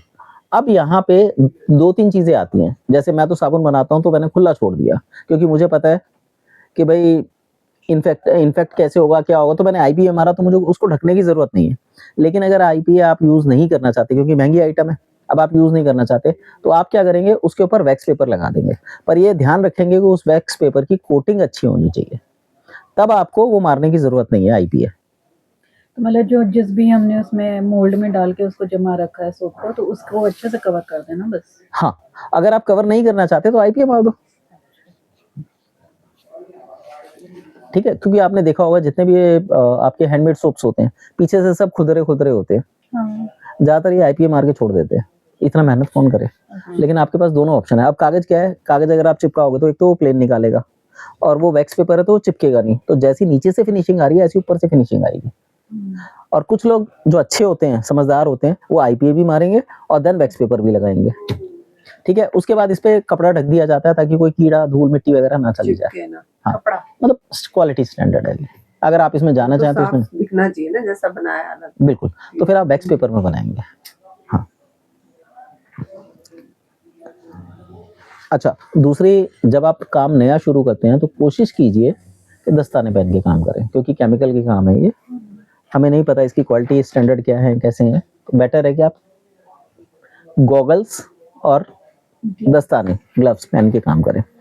ग्लव्स आपके, क्योंकि साबुन चिपचिपा होता है, जब आप काम करेंगे ना, ये देखो इसमें चिपचिपापन कैसा आ रहा है ये। अब इसी का अगर हम इसको पिघला के साबुन बना दे तो आपको क्या लगता है लोग इस साबुन को पसंद करेंगे? तो ये ऐसा क्यों है, ये पॉइंट खत्म करके फिर हम इस पे आते हैं। देन इसके बाद है allow to set 1 or 2 days before removing the mould. जब आपने इसको मोल्ड में डाल दिया तो उसको कम से कम 24 से 48 घंटे उस मोल्ड में रहने दो, ताकि वो अच्छे से अपनी शेप ले। और जैसे ही आप उसे बाहर निकालो, उसे हाथों हाथ पैक करना होता है। अगर आपने पैक नहीं किया तो उसमें मॉइस्चर लग जाता है।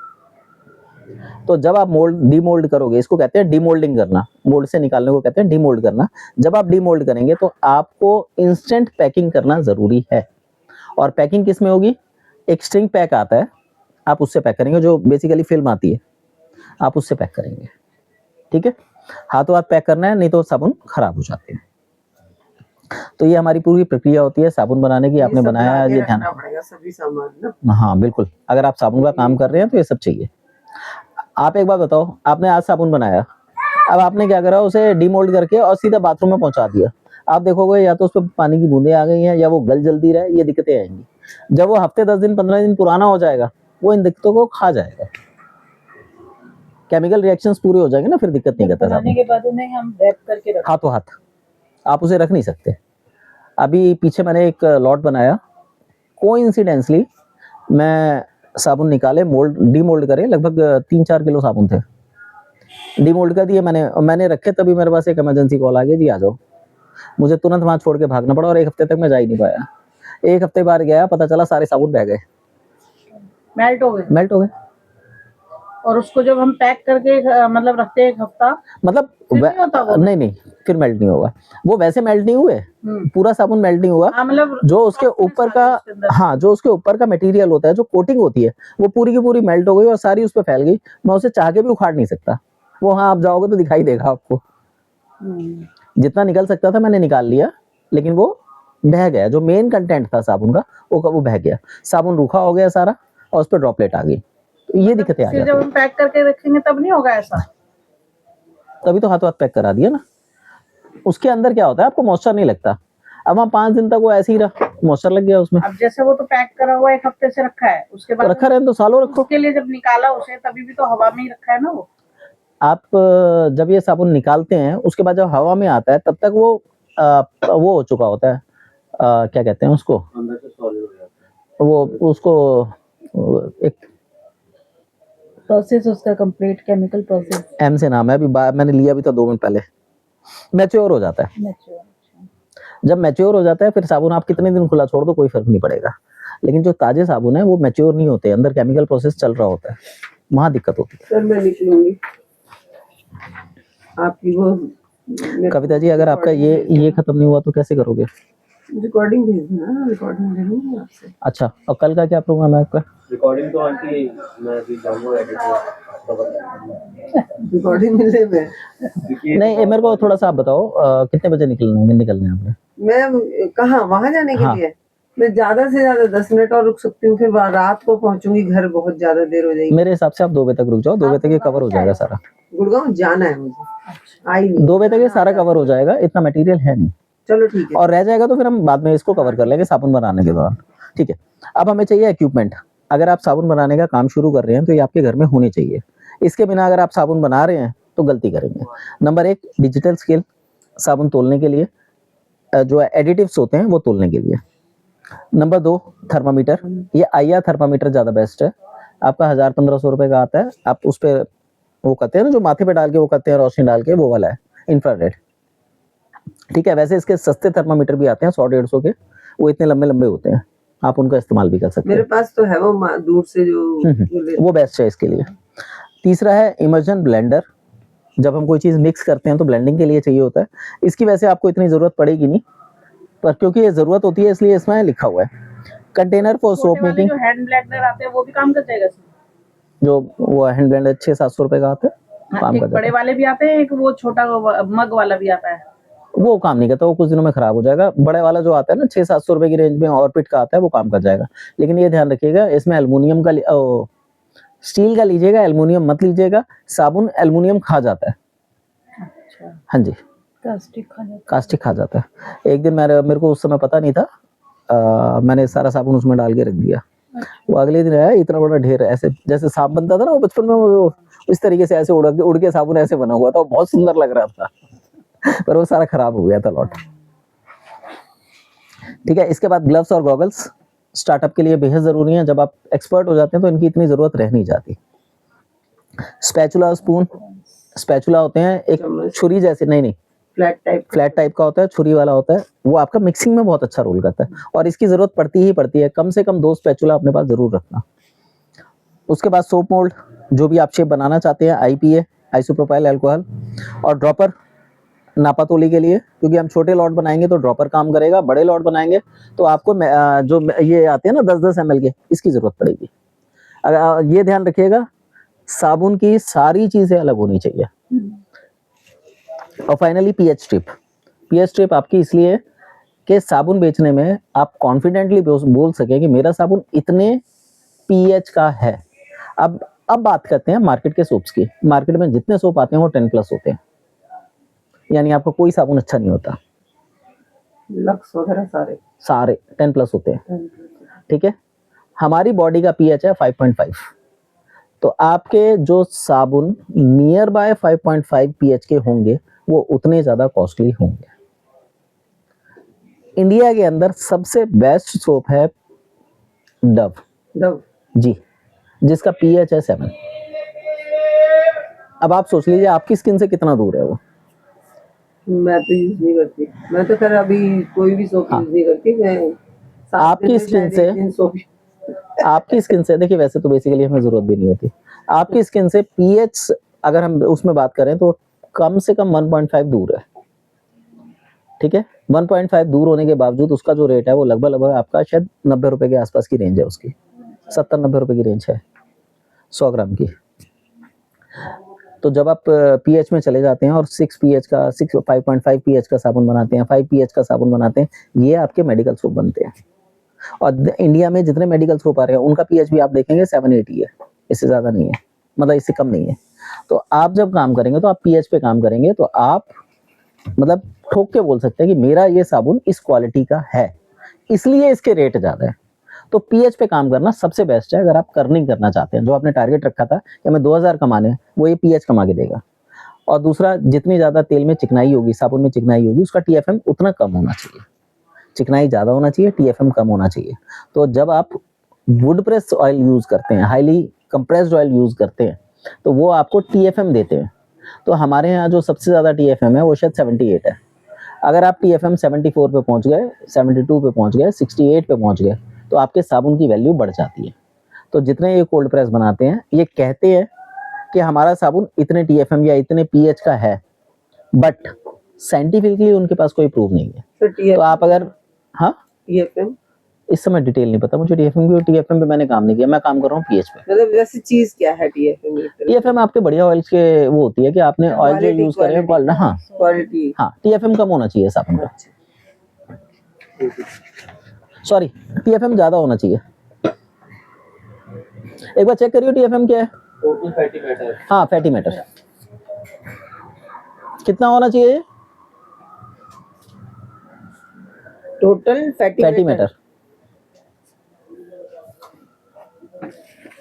मैंने एक्चुअली इसके साथ काम नहीं किया क्योंकि मैं बढ़िया तेल लगा रहा हूँ, तो मैंने इस बारे में सोचा ही नहीं।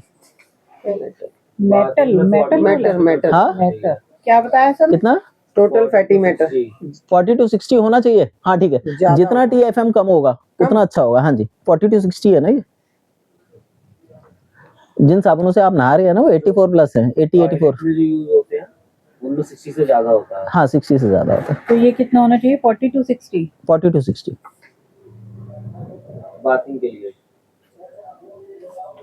वैसे इस पे आपको जाने की जरूरत नहीं है, बहुत टेक्निकल हो जाएगा। इसमें आप पीएच पे काम करो, वो बेस्ट है। वो ठीक है, जिसका लेकिन पीएच इसको आपका check कम भी होगा, कैसे कर पाएंगे? जिसका पीएच आपका कम होगा, टीएफएम अपने आप कम हो जाएगा। ठीक है, ठीक है ना। तो इस पे इतना फोकस करने की जरूरत ध्यान नहीं देने की जरूरत है। हाँ, और ये आपको कराने के लिए लैब टेस्ट कराना पड़ेगा। पीएच आप पीएच स्ट्रिप से घर में टेस्ट कर सकते हो। अच्छा, एक चीज आपने ध्यान रखनी है, साबुन बनाते हुए नॉनस्टिक बर्तन और एल्युमिनियम के बर्तन आपने इस्तेमाल नहीं करने। अगर आप करेंगे तो नुकसान होगा, ये लिखा हुआ है इसमें। तो ठीक है बस। देन मटेरियल नीडेड पे आते हैं, सोप बेस। अब सोप बेस की अगर बात करें तो इसमें 4-5 तरीके के बेस आते हैं। ये हो गया आपका ट्रांसपेरेंट, जिसको हम बोलते हैं ग्लिसरीन सोप बेस। ये हो गया ओपेक। ओपेक में 3-4 तरीके के बेस आपको मार्केट में रेडी मिलेंगे। नंबर 1 गोट बेस, जिसमें गोट मिल्क होता है। दूसरा आता है शिया, तीसरा आता है कोको। ठीक है, इनके अंदर ये डले होते हैं। उसमें मिल्क बेस लिखा हुआ नहीं है। कोई नहीं, उसमें लिखना जरूरी थोड़ी ना, मतलब बता दिए ऐसे आपको रेडी मिलते हैं। कल मैं आपको बहुत सारे बेस दिखाऊंगा। इसके बाद आता है एडिटिव्स। एडिटिव्स का मतलब ये है आप जो भी चीज इसमें मिक्स करना चाह रहे हैं वो एडिटिव्स कहलाती है। अब एडिटिव्स के बारे में एक चीज लिख लीजिए, आपके एडिटिव्स अगर चिकने हैं, उनमें चिकनाई है, तो 5% से ज्यादा नहीं मिलाए जाएंगे। एडिटिव अगर चिकने हैं चिकने अगर तो 5% से ज्यादा नहीं मिलाए जाएंगे।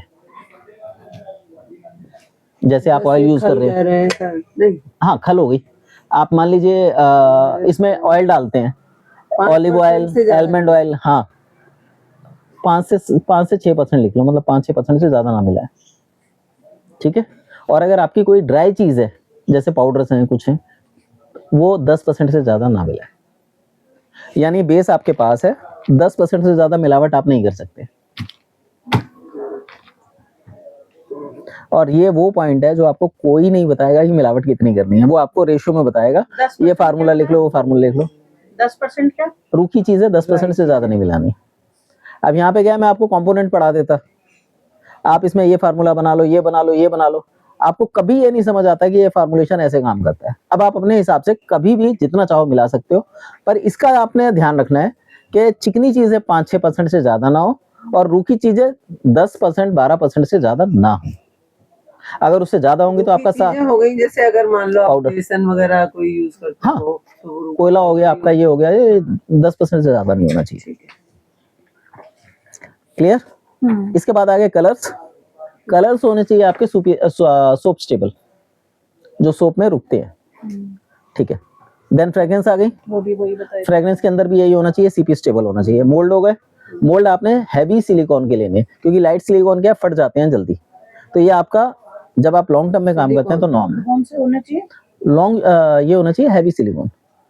ये थोड़े से महंगे पड़ते हैं पर लॉन्ग रन में काम आएंगे आपके, तो ये सस्ते पड़ेंगे। दिए के दिखा रहे थे वो भी तो सिलिकॉन के बने हुए थे, उस दिन वहाँ पे जो हम आपको और हम Exhibition देख रहे थे। हाँ, वो सारा सिलिकॉन था, लेकिन उसमें क्वालिटी देखी थी आपने? उसने कहा नहीं, मैंने कहा ये पतला है, पतला वाला तो उसने कहा नहीं ये तो ऐसे ही है और वैसे है, फिर उसने मेरे को मोटा दिया। हाँ। आप हमेशा हैवी सिलिकॉन लीजिए।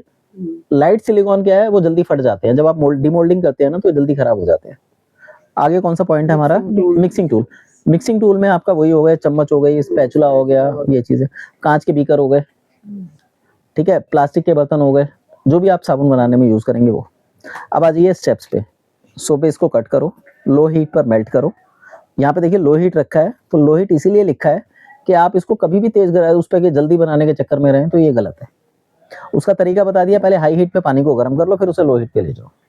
आफ्टर देन कलर और फ्रेग्रेंस ऐड करो, मोल्ड में पोर करो, ठंडा होने के सेट करो, आपका साबुन बनके तैयार हो गया। कोई साइंटिफिक नहीं है। फ्रेग्रेंस जो है वो हमें पूरी हीट मेल्ट कर लेने के बाद मिक्स करना है। मैंने बोला अभी हम स्टेप सब कुछ क्लियर करा दूंगा मैं। अच्छा नहीं, मैं तो अभी आपने बोल दिया था इसमें। ये तो मैं formula step by step process और हम उससे चलते जा रहे हैं, ठीक है। फिनिश सोप में क्या है आपका, मतलब ये बनने के बाद सोप रेडी हो गया। चलिए आगे चलते हैं। टाइप ऑफ सोप बेस, इसमें ग्लिसरीन सोप बेस हो गया, ओपेक सोप बेस हो गया, गोट मिल्क हो गया, शिया हो गया, कोको हो गया, यहाँ आ गया कोको, ठीक है। अब ओपेक साबुन का मतलब ये है जो ट्रांसपेरेंट ना हो। इसके अंदर आपके कई वैरायटी आ जाती हैं। इसमें किसी ने गोट मिल्क मिला दिया, किसी ने डोंकी मिल्क मिला दिया, किसी ने कैमल मिल्क मिला दिया। इस तरीके के बेस भी मार्केट में अवेलेबल हैं, बट आप इन चक्करों में मत पड़ना। साबुन का पाउडर, वो दूध का पाउडर आता है, जितना मिलाना हो इसमें लाके मिला लेना, ये आपको सस्ते पड़ेंगे। और अगर आप ये दूसरे लेंगे तो आपको मालूम है बकरी का दूध क्या भाव आता है? महंगा ही आता है बकरी का दूध। हाँ, अब मैं कह रहा हूँ मैं आपको 100 रुपए किलो से ज्यादा ही। मजाक कर रहे हो? नहीं वो तो सॉरी, बकरी का दूध 100 रुपए तो गाय भैंस का है। 100 ग्राम देते 100 रुपए का, थोड़ा सा एक गिलास यानी देते। किलो कितने का हुआ? 1000 हो गया ना। सस्ता बता रहे हो। बकरी का दूध इस समय 2500 रुपए किलो है। वो तो हम जब बीमार होते हैं ना ज्यादा, बकरी के दूध, असली दूध की बात करो। एक तो अड़ोसी पड़ोसी देते हैं, वो तो अलग है, उन्हीं से लाते हैं, वो अलग है। आप मार्केट में जाएंगे 2500 रुपए किलो का दूध है, 2500 रुपए किलो का दूध है, और पाउडर में जाएंगे 4500-5000 रुपए में मिल जाएगा, ठीक है। अब आपको 200 रुपए में वो कितना बकरी का दूध डाल के देगा और क्या इम्पैक्ट आएगा? तो ये मूर्ख बनाने के तरीके। यूज भी नहीं कर सकते फिर हम। फ्रेश यूज नहीं कर सकते, फ्रेश में फंगस लग जाएगा। तो आपको पाउडर चाहिए, ठीक है। अब डेयरी मिल्क का दूध आता है, पाउडर आता है, वो दूध का ही बनता है।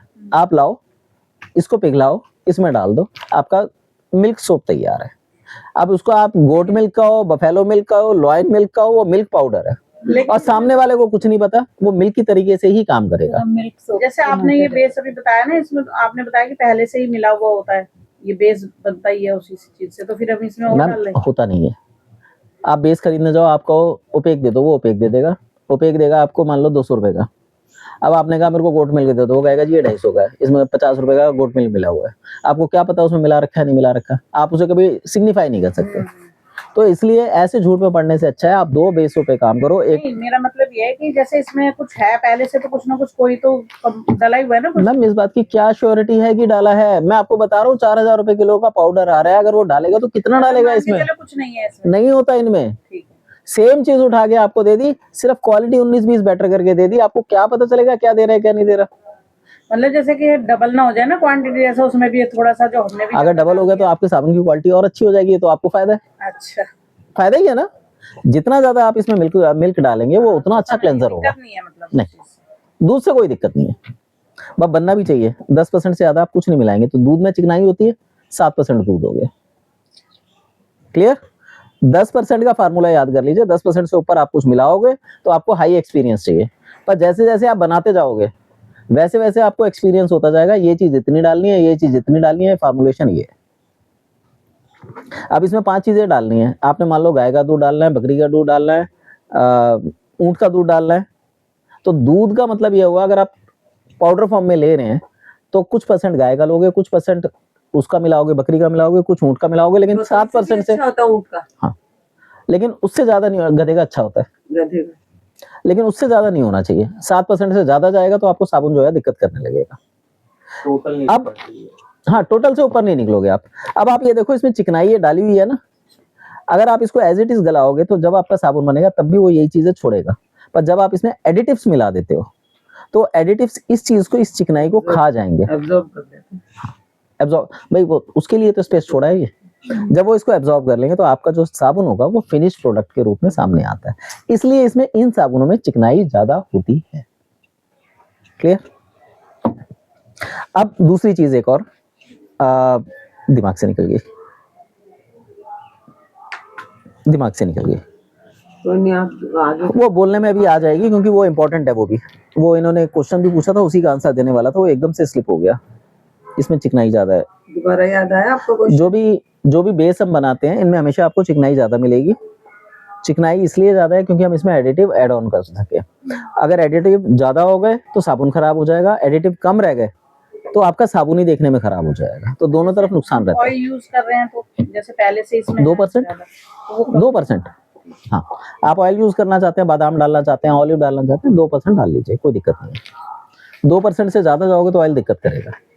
अगर मान लीजिए आपका बेस हल्का है तो आप 3%, 4% भी डाल सकते हैं। वो आपको एक्सपीरियंस करना पड़ेगा कि आपका बेस कैसा है। ठीक है? और एक चीज हमेशा मैं आपको रेफर करूंगा, मतलब कहूंगा, बेस हमेशा अच्छा चुनिए। कल आप लोगों को मैं बेस की टेस्टिंग कराऊंगा, 3 अलग अलग रेट के बेस दिखाऊंगा। बेस देख के आप ये नहीं कह सकते कि इसका इतना रेट होगा, बट आप यूज करोगे तो आपको समझ आएगा। तो जब भी आप बेस खरीदने जाओ तो उस फार्मूले को यूज जरूर करना। चलिए आगे चलते हैं। Soap additives.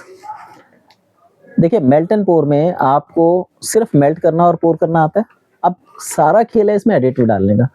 आपकी सोच जहां तक जाती है वो सारे एडिटिव्स आप इसमें यूज कर सकते हैं। आप इसमें दाल मिलाओ, नमक मिलाओ, चीनी मिलाओ, यानी जो आप सोच सकते हो वो इसमें डाल सकते हो। कॉफी मिलाओ, चाय मिलाओ, रूह-अफ़ज़ा मिलाओ, ठीक है? लेकिन क्यों मिलाओ और कितना मिलाओ, फार्मूलेशन वो आपको दे दिया। क्यों का जवाब आपके पास होना चाहिए। अब आप रूह-अफ़ज़ा मिला रहे हो, क्यों मिलाओगे? रंग के लिए, खुशबू के लिए, गुलाब की खुशबू है, भैया गुलाब का है। अब आप ये नहीं कह के दोगे रूह-अफ़ज़ा का साबुन है, पर रंग और क्यों नहीं मिला सकते? फिर वो मीठा होता है, उसको कैसे होने दो, होने दो, आपका साबुन और मजबूत बनेगा। अभी आ गया, नीचे चीनी भी आ रही है, टेंशन मत लो। अच्छा, हाँ, और चीनी तो यूज करते हैं स्क्रब, कॉस्मेटिक में, स्क्रब, स्क्रबिंग के लिए। हाँ। तो यानी मैं ये कह रहा हूँ कि आपकी जो सोच जाती है, जहां तक आप सोच सकते हो, जो चीज आपको दिखाई देती है, आपको कुछ नहीं समझ आता, सड़क पे मिट्टी पड़ी है, मिट्टी उठा के डाल दो इसमें, वो भी काम करेगी। ये इसका सबसे बड़ा प्लस पॉइंट है। फिर काम ही करेगी। जो आप सोच सकते हो जो आपको दिखाई देता है नॉर्मल मिट्टी के ये आपने इतने फायदे बताए बिल्कुल। थे सर। आप सब कुछ यूज कर सकते हो। परसेंटेज रेशियो ये है 10% से ऊपर आपने यूज नहीं करना, अगर आप गए तो आप परेशान। 10% सर हमारा बेस और ये मिला के होना चाहिए या खाली बेस का 10%। बेस का हाँ 10%? जी। आपके पास बेस के अलावा कुछ है ही नहीं हम्म, भाई, आपने कोई कंपाउंडिंग तो करी नहीं है, आपके पास बेस है, 90% बेस होगा, ये 10% आप एडिटिव मिला लो। ठीक है, अब आप इसमें चावल का आटा मिला दो। सर अभी आपने ऑयल का बताया था 2% यूज करेंगे, अगर आप बेस में ऑयल डाल रहे हैं तो 2% से ज्यादा या 3% से ज्यादा ऑयल नहीं डाल नहीं सकते, करेंगे। क्योंकि ये ऑलरेडी देखो चिकना कितना है, तो ऑयल इसको और चिकना बना देगा। और ये जैसे पॉइंट आपने लिखवाया कि एडिटिव ज्यादा चिकने हैं तो 5 से 5 6 से ज्यादा 5% से ज्यादा नहीं है। 2 ऑयल यूज कर रहे हैं तो 2 से 3%। ऑयली चीजें जैसे दूध यूज कर रहे हैं तो 5 से 7%। एडिटिव्स मिलाने हैं तो 5% से। कविता जी, एडिटिव्स जो होते हैं मैक्सिमम 10% यूज कर सकते हैं, अगर एडिटिव चिकने हैं हाँ तो आप 5% तक यूज करो। हाँ, ये चिकने हैं। हाँ, अच्छा। अगर रूखे हैं तो 10% तक यूज कर लो। ऑयल 2%। ऑयल पूरी तरह चिकना है, ऑयल से तो साबुन बना है। 2%, ठीक है। हाँ, मैं ये बता रहा था इसमें ऑयल कौन सा डलता है। कास्टिक हमने ले लिया। अब जितने घटिया तेल होते हैं जो जल्दी जमते हैं वो सब इसमें डाले जाते हैं। जल्दी जमते कौन से हैं? वनस्पति घी, डालडा डालडा, घटिया में आता है। और क्या और क्या। क्या हो गया आपको? नहीं बहुत पहले तो सारे डालडा ही पहले वो खाया जाता डालडा था। से यूज तो करते ठीक है, पाम ऑयल, पाम उनसे बनते हैं साबुन। पाम ऑयल तो जी। सबसे ज्यादा, और ज्यादातर हमारी जितने भी चीजें बनी हुई मिलती हैं मार्केट में वो सारी पाम ऑयल से ही जी। होती हैं। और साबुन भी उसी से ही बनते हैं, क्योंकि जमेंगे भाई। आपके बढ़िया वाले तेल है, जमने है नहीं। अब सरसों का तेल से आप कहो मैं साबुन बनाऊं, नारियल का तेल भी है। नारियल के तेल से साबुन बनाओ, देखो कितना बढ़िया बनता है। नारियल तेल तो लेकिन बढ़िया लेकिन वो होगा फिर ना। महंगा भी तो पड़ेगा, हाँ। अच्छी चीज यूज भाई करो। 450 रुपए मरी गिरी हालत में 450 रुपए किलो होगा नारियल का तेल। तो 450 किलो का तो रेट वैसे ही बन गया आपके साबुन का। 450 मतलब 45 रुपए की टिक्की 100 ग्राम की। और ये सिर्फ नारियल का तेल का रेट है, बाकी जो कॉस्टिंग है वो अलग है। हाँ जी। ठीक है, तो जितने ये तेल है, पाम ऑयल आपका मेरे ख्याल से 42 रुपए आता है जब आप बल्क में डील करते हैं। 42 या शायद 45 रुपए, इससे ज्यादा महंगा नहीं होगा। तो जब तेल बनता है कुछ होता है तो बॉयलर में प्रोसेसिंग होती है सारी, उसी में मिक्सर लगे होते हैं, उसी में होते हैं। बिस्किट नमकीन इन सब चीजों में भी तो यही नमकीन वगैरह में यही तो यूज करते हैं पाम ऑयल ज्यादा। अब अगर आप वो तेलों में जा रहे हैं तो वो सस्ते पड़ेंगे, आप वनस्पति तेल यूज कर लो, सस्ता पड़ेगा। अच्छा, अब इसमें भी एक चीज बताऊं, मार्केट में जाओ, जो तेल का काम करते हैं, वनस्पति घी का काम करते हैं, इनके पास एक्सपायर माल मिलता है, हाँ वो डलता है इसमें। दुनिया में खराब कुछ नहीं होता, सब रिसाइकल होता है। अभी तो एक वीडियो देखी थी जो एक्सपायरी डेट डाली हुई होती है ना, अब तो वो भी चेंज करके लोग बेच रहे हैं। उसको भी रब कर देते हैं फिर दूसरी डेट लगा देते हैं। हाँ, उसको लेकिन हटाना देखिए आसान है। एक्चुअली नहीं, मैं इसमें तो इसमें गवर्नमेंट के नॉर्म्स खराब हैं। कुछ चीजें ऐसी हैं जो कभी खराब नहीं होती, गवर्नमेंट ने उस पर भी कंडीशन लगा रखी है कि आप इस पे चक्कर लिखो। में उसमें डाल दिया ना, तो वो असल में घर में मानसिकता ये एक्सपायरी डेट नहीं, पहले तो हम कुकिंग सोचते थे ऑयल ना कि वगैरह हट ही नहीं खराब सकता हो ही जाते हैं क्योंकि नीचे उसमें से इतनी खाद से जम नहीं जाती है। देखिए, अगर ज्यादा दिन आपका पड़ा रहता है अगर तो आपका कुकिंग ऑयल नेचुरल है तो तेल, घी, चीनी, नमक, इनसे बनी चीजें ये लाइफ टाइम खराब नहीं होती। अगर उसके अंदर मिलावट है तो वो खराब होंगी। हाँ, तो इसका मतलब उसमें मिक्सिंग है ना, मिक्सिंग। तभी उसमें नीचे जम रहा हाँ है जी, वो। हाँ जी। अब गवर्नमेंट ने क्या, एक बात बताओ ना आप, एक तो देखो असली चीज महंगी बहुत है, नंबर 2 अगर वो नहीं करेंगे तो इतनी प्रोडक्टिविटी कहाँ से लाएंगे, पैदावार ही नहीं हो सकती इतनी, तो कहाँ से लाएंगे। इसलिए मिलावट गवर्नमेंट ने अलाउड कर रखी है। आप कॉफी पीते हैं, अब तो कॉकरोच का साफ आ रहा है, पहले लोगों को, लेकिन अब क्योंकि उसकी आदत पड़ चुकी है तो जो ज्यादा वीगन है वो तो छोड़ देंगे, लेकिन आदमी छोड़ नहीं पाएगा। और उसको छोड़ो, आप क्या क्या छोड़ोगे। इवन आप दही खाते हो, उसमें बैक्टीरिया, जिंदा बैक्टीरिया है उसमें, तो पता है फिर भी खा रहे हैं, नहीं छोड़ सकते आप।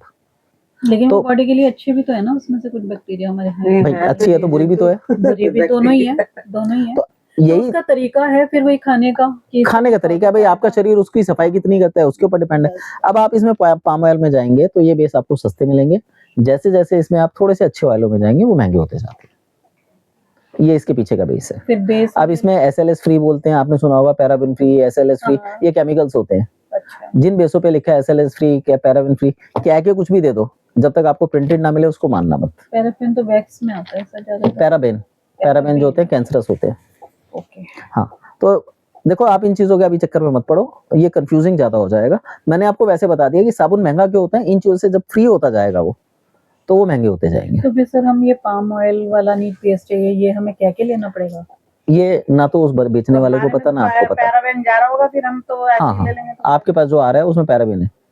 जो आपका ये वनस्पति तेल सड़ जाते हैं, इनमें पैराबेन्स आ जाते हैं, पैदा हो जाते हैं। देखिए, आप ये पता नहीं लगा सकते, उसके लिए आपको एक्स्ट्रा पे करने की भी जरूरत नहीं है, वो जो दे रहे हैं वही बेस्ट है। ठीक है, लेकिन इसमें रेंज आती है, मैं कल आपको रेंज दिखाऊंगा साबुन की। जैसे ये बेस लेंगे हम, तो इसको पैराबेन फ्री करके ले सकते हैं हम, कि भाई पैराबेन। आपने मुझसे ही कहा, मैंने कहा ये पैराबेन फ्री है ना, आपको पता ना मुझे पता, क्या सबूत है? लिखा हुआ अगर मैम वो फिर लैब टेस्टेड होते हैं, उनकी कीमत जो होती है 5-5, 6-6 गुना ऊपर होती है। अभी वो क्या कह रहा था कि हम कल मार्केट में थे, 450 का आधा लीटर दे रहा था, मैंने कहा वो नहीं चलेगा, वो हमें नहीं चाहिए। 450 रुपए आधा लीटर का मतलब हो गया 1100 रुपए प्लस जीएसटी प्लस उसकी वो काटेज वगैरह, कितना महंगा हो गया वो 1 लीटर। और वही चीज मैं आपसे कह रहा हूँ आप 450 रुपए में खरीद लो, तो कितना डिफरेंस आ गया। ये फर्क आ जाता है। लैब टेस्ट आपको हमेशा महंगे मिलेंगे। यानी कि हम घर में भी इसको बना रहे हैं तो भी वो पैराबेन फ्री नहीं है। नहीं, आपको पता ही नहीं है उसके अंदर क्या डाला है, तो कहाँ से पैराबेन फ्री है? कराओगे तभी पता चलेगा। टेस्ट कराओ। अब टेस्ट ही आपका कम से कम 4-4, 5-5 हजार रुपए के टेस्ट है, कहाँ तक आप क्लैरिफिकेशन दोगे? और आपने अगर आदमी को कह दिया कि भाई मैंने ये टेस्ट कराया इसलिए महंगा है, वो आपको पैसे ही नहीं देगा। भाई जैसे 20 रुपए 30 रुपए के साबुन से नहाने गया था, वो आपके साबुन के लिए 300 रुपए क्यों खर्च करेगा? जैसे हमने ये टेस्ट करा लिया, मान लो जो घर में अपना प्रोडक्ट, मैम पर बैच टेस्ट होता है, पर बैच बनेगा जी।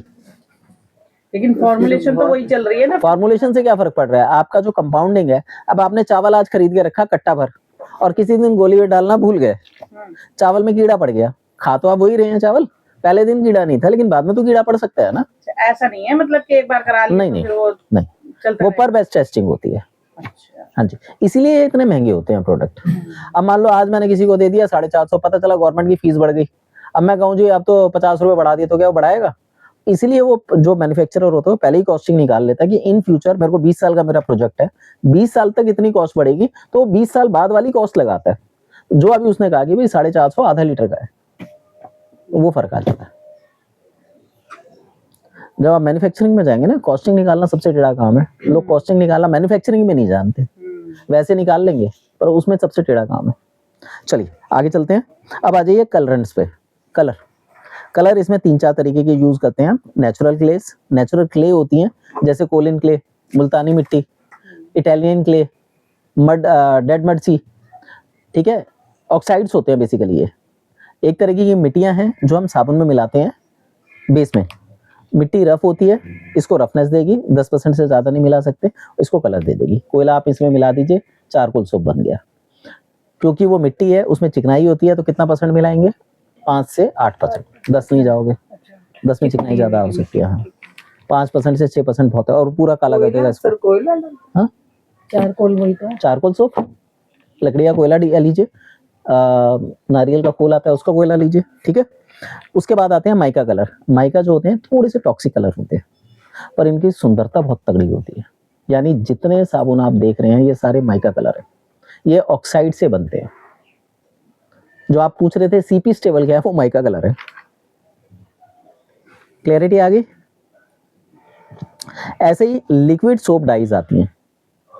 लिक्विड सोप डाई का मतलब ये है पानी के रंग होते हैं, वो इसमें यूज करे जाते हैं। अब ध्यान से सुनिएगा, इसमें आप पानी के रंग यूज करेंगे, इसमें आप ऑयल बेस्ड कलर यूज करेंगे। अगर आपने उल्टा कुछ किया तो साबुन आपके रंग को खा जाएगा। जो हम कह रहे थे रंग उड़ जाते। ग्लिसरीन वाले में करेंगे ना, ग्लिसरीन में वाटर बेस वाटर और उसमें ऑयल बेस।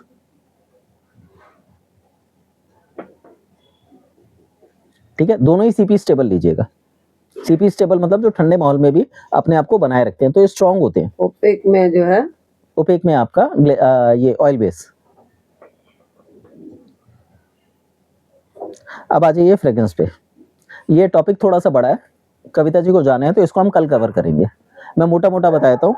फ्रेग्रेंस कौन सी होती है? एक होती है essential oil, natural oil, carrier oil, aromatic, fragrance, perfume, scents. ये सारे इसकी कैटेगरीज हैं। इनको समझना सबसे इंपॉर्टेंट है, क्योंकि आप जो भी काम करेंगे उनमें इसका रोल सबसे बड़ा रहेगा। फ्रेग्रेंस 2 तरीके की होती है, एक एडिबल होती है, एक नॉन एडिबल होती है। ठीक है, इसको छोड़ देते हैं अभी। अब आ जाइए मोल्ड और शेप। आपने मोल्ड कौन से लेने हैं? सिलिकॉन के लेने हैं। एक होते हैं थीम्ड मोल्ड। थीम्ड होते हैं जैसे बेबी सोप के मोल्ड आ गए, उसमें एक ही मोल्ड में 3-3, 4-4 तरीके के वो होते हैं। उसके अलावा दूसरा आप अपने हिसाब से भी मोल्ड बनवा सकते हैं। एल्युमिनियम के मोल्ड बनवा लीजिए, सॉरी स्टील के मोल्ड स्टील के बनते हैं, लोहे के बनते हैं, प्लास्टिक के मोल्ड बनते हैं। बेस्ट हैं सिलिकॉन मोल्ड, सस्ते भी पड़ते हैं और बढ़िया भी रहते हैं। ऐसे ही आप अपने हिसाब से कस्टम शेप बनवा सकते हैं उसमें, जैसे अब बच्चों के पैरों के आ रहे हैं, गाड़ियों के आ रहे हैं, बच्चों के खिलौने डायनासोर आते हैं। टेम्परेचर कंट्रोल, टेम्परेचर आपका जो है हल्के टेम्परेचर पे बनना चाहिए। हालांकि आप आइडियल पोर का मतलब ये है कि जब आप पिघला हुआ डालें तो 60-70% से ज्यादा ना हो। तो इसमें आपने कितना रखना है, 60 या 70 या 65, कौन सा बेस्ट है आप बताइए आप बताइए। किसमें? पोर करते हुए पोर करते हुए आपकी पोरिंग जो वो होगी वो 60% पे बेस्ट है, 70 पे बेस्ट है, 65 पे बेस्ट है। कारण क्या है, 60 पे वो जम जाएगा, 70 पे वो पिघल जाएगा। 65 गलत 70 होना चाहिए। गलत। गलत? हाँ जी। पहले मैं 60 बोलने वाली क्यों? थी। क्योंकि वो 60 पे टेम्परेचर हमारे जितना ज्यादा कम होगा उतना सही रहेगा। उतना आपका सोप बेस अच्छा रहेगा। आप इसे 50 पे डालिए, 55 पे थोड़ा डालिए, हमें ठंडा करके ही चीजों ठंडा करके। जी जी, गरम गरम में गया है, आप इजीली जमने तो रख देते हो, लेकिन उसके केमिकल रिएक्शन का टाइम बढ़ जाता है। ठंडा होने के बाद वो टाइम रिएक्शन कम हो जाता है। दूसरी चीज, जब आप एडिटिव्स मिलाते हैं या जब आप परफ्यूम मिलाते हैं, अगर आपने गरम में मिलाया आपके परफ्यूम उड़ जाएंगे सारे, जितना मर्जी बढ़िया इस्तेमाल कर लेना। सर मेरा क्वेश्चन यहाँ पे यही था हाँ। कि पूरे हॉट उसमें हमें मिलाना है परफ्यूम वगैरह कुछ भी, या ठंडा करने पे? ठंडा करने पे, जब हमारा बन जाए पूरा, वो गर्म जी। हो जाए, melt जब हो आपका जाए, पूरा मेल्ट हो गया, पिघल गया 50% पे हो ना, अगर आप खुशबू 40 पे मिलाएंगे सबसे बेस्ट है। लेकिन उसके बाद ट्रेस आपका इतना गाढ़ा हो जाएगा कि आपको अलटने पलटने में दिक्कत होगी और वेस्टेज बढ़ जाती है। तो इसलिए ऐसी एक कंडीशन लाइए, वो एक्सपीरियंस ही आपको आएगी कि आप उसमें परफ्यूम मिलाएंगे तो उसका ये रिजल्ट आएगा। और मैक्सिमम जो है आप 1 से 3% परफ्यूम यूज करेंगे। ये क्वालिटी के ऊपर है परफ्यूम की। अगर आप हल्की क्वालिटी के परफ्यूम ले रहे हैं तो 10% तक भी जा सकते हैं। और ध्यान रखिएगा, परफ्यूम हमेशा कैंसरस होते हैं। कितने परसेंट का है? 1 से 3? हाँ, परफ्यूम हमेशा कैंसरस होते हैं। हाँ जी, यूज ही करते हैं लोग, पब्लिक तो बहुत यूज करती है इसको। देखिए जो उनकी प्रॉपर्टीज हैं वो कैंसरस है। अब वो यूज करते हैं नहीं करते हैं वो हमारा टॉपिक नहीं है। परफ्यूम जो बनाए गए हैं वो 5 प्रकार के होते हैं। कोई कपड़े पे लगाने वाला होता है, कोई स्किन फ्रेंडली होता है, कोई कुछ होता है, कोई कुछ होता है। तो आपको अपनी यूजेबिलिटी के हिसाब से परफ्यूम यूज करना चाहिए। जो स्किन फ्रेंडली होते हैं ये आपकी रेंज ही 2,500-3 हज़ार रुपए से चालू होती है, वो यूज कर वो यूज करना चाहिए। अब हम 500 रुपए का ले आते हैं और सोचते हैं हम बहुत बढ़िया ले रहे हैं, तो हमारे लिए कैंसरस है। तो मिलाना कब है सर वो फिर? ठंडा करने का। 50 डिग्री के आसपास, 50-55। आप ये देखो ना, जो गर्म सीपी स्टेबल ले रहे हो ना आप, है ना 100 का हो गया, ठंडा हो बस। जितना ठंडा होगा उसमें जब आप परफ्यूम मिलाएंगे तो वो उतना स्टेबल होगा। अब ठंडा हो गया तो ट्रेस गाढ़ा हो गया, तो गाढ़ा होने से पहले और ठंडा होने के बाद उसमें मिलाया जाएगा परफ्यूम। ठीक है, ऐसे एडिटिव अगर आपने गरम गरम में मिला दिए तो सारे एडिटिव आपके नीचे जाके बैठ जाएंगे, क्योंकि पिघला हुआ है वो सारे नीचे चले जाएंगे। एडिटिव भी आप गाढ़े में मिलाते हैं ताकि उसमें घोल सके। एडिटिव मिलाने के अलग अलग तरीके हैं। आप बोरिक एसिड मिलाते हैं, एडिटिव मिलाने के बाद हमें फिर उसको ब्लेंड भी करना पड़ेगा। हाँ ब्लेंड करना है जब तक ठंडा नहीं हो जाता, ताकि एडिटिव एक एक जगह तक पहुंच सके। मतलब आप उसे बेस में रखना चाह रहे हैं तो आप उसे गरम गरम में डाल दीजिए, आप उसे ऊपर रखना चाह रहे हैं तो आप उसे ठंडा होने के बाद डालिए। लेकिन आप चाह रहे हैं कि पूरे में एडिटिव मिले, तो उसको मिलाने की अलग अलग टेक्निक्स हैं। जैसे मान लीजिए आप, अभी क्या आया था मेरे मन में, 2% का, हाँ बोरेक्स पाउडर मिला रहे हैं।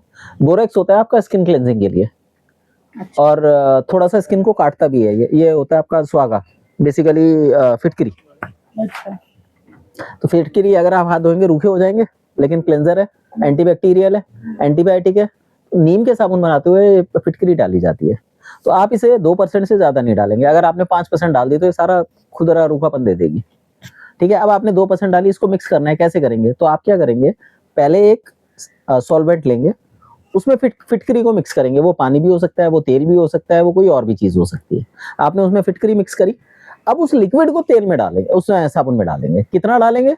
तो 2 या 3%, मतलब 2% तो फिटकरी है, उसको घोलने के लिए जितना एडिटिव लगा, वो एडिटिव सॉल्वेंट, तो उन दोनों की जो मात्रा बनी वो साबुन का उतना परसेंट होना चाहिए। 3%, 4%, 2%, जो भी आप चुन रहे हैं, इस तरीके से मिलाया जाएगा। अब कुछ लोग कहते हैं कि हम रोज वाटर मिलाते हैं साबुन में। आपको लगता है साबुन में रोज वाटर मिलाने की गुंजाइश है? लेकिन सर वही है, डिपेंड करेगा वो हम क्या जी, मिला रहे हैं, कौन सा कितना मिला रहे हैं, परसेंट मिला रहे हैं। हो, 2%, 3% आपका चल जाएगा रोज वाटर। आपको हमने 10% मिला दिया और ये कर दिया, तो फिर वो हंसी आती है कि भैया ये पागल बना रहे हैं। नहीं, मिल जाएगा, मिल जाएगा, मिल जाएगा। खराब हो जाएगा ना। आप इस साबुन में रोज वाटर डाल दीजिए 10%, अच्छा, बन जाएगा। लेकिन उसमें क्या है कि जब आप उसे यूज करेंगे तो उसका वेट थोड़ा लाइट हो जाएगा, 10% तक चलेगा। मॉइस्चर नहीं आ जाएगा इसमें? क्यों आएगा, वो तो पानी ये तो है ही पानी का।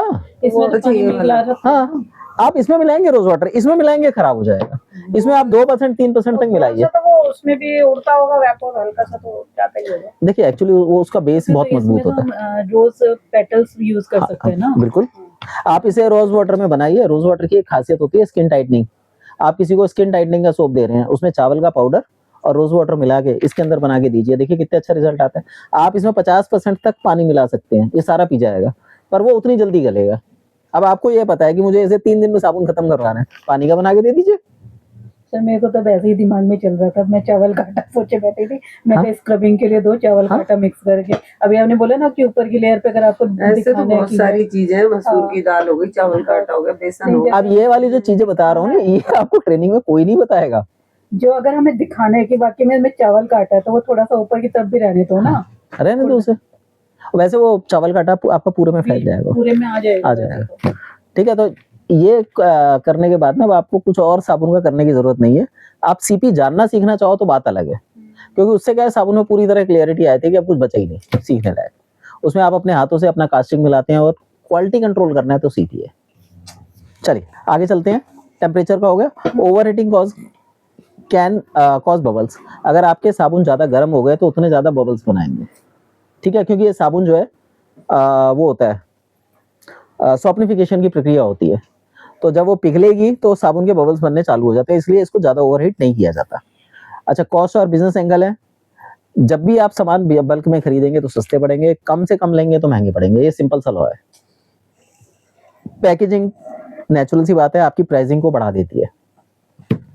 उसके बाद कॉमन इशू है, जब आप साबुन बनाते हैं तो बबल्स सबसे ज्यादा परेशान करते हैं, क्योंकि वो आएंगे ही आएंगे। तो उनका अल्टरनेट क्या है, आईपीए, ढक रखना, सीधी हवा से बचाना, बस यही है वो है।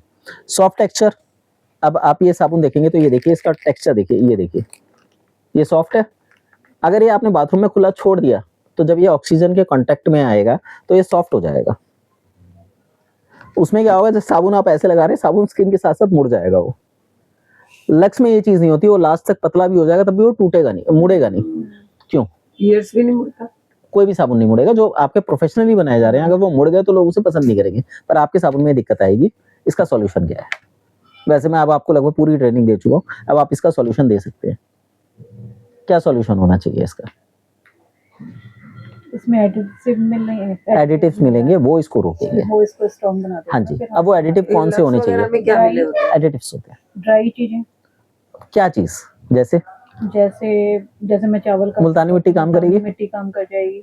हाँ, चावल का आटा काम करेगा, मुल्तानी मिट्टी काम नहीं करेगी। चावल का आटा इसकी ऑयल को वो सोख लेगा। ना। ठीक है ना, ये समझ आ गया। अगर आपको साबुन को हार्ड करना है तो अब ये 10% वाला लॉ भूल जाइए, वो 12 और 14% भी हो सकता है। वो आपके बेस पे निर्भर करेगा कि उसमें ऑयल की कंटेंट कितनी है, उसके हिसाब से मिक्सिंग करनी है। तो जब आप लॉट बनाते हैं तो पहला एक सैंपल बना के देखिए, उसको यूज करके देखिए, तब आपको एक आइडिया लग जाएगा कि इसमें इतने एडिटिव की जरूरत है।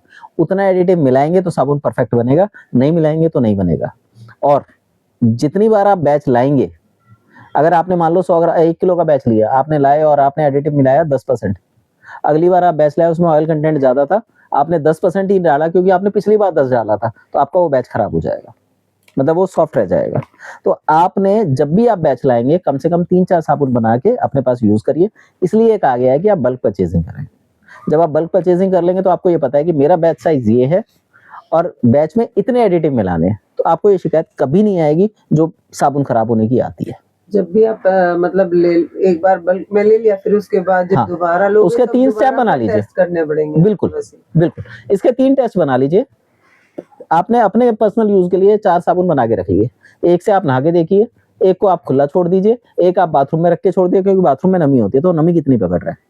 तो 3 हफ्ते का आपका साबुन का जुगाड़ हो गया घर का, तीन हफ्ते नहीं साबुनों से नहाइए, 3 हफ्ते में आपको पता चल जाएगा जी मेरे साबुन का कंटेंट ये है और इतने एडिटिव की जरूरत है, काम खत्म। और आप बिना सोचे समझे साबुन बना के कस्टमर को दे देंगे, वहां से शिकायत आई तो आपको ज्यादा दिक्कत होगी। ठीक है। और हार्डनर के रूप में जो काम करती हैं वो जो माइकाज होते हैं, जो आपके मिट्टियां होती हैं, वो डाली जाती हैं इसको हार्ड करने के लिए। क्लियर? अब वो मिट्टी कितनी परसेंट होनी है? Up to 10%। हाँ, कई बार ये 12-15% तक भी जा सकती है। बाहर के जो साबुन क्या पता माइकास वगैरह डलते हैं। बिना उसके आप हार्ड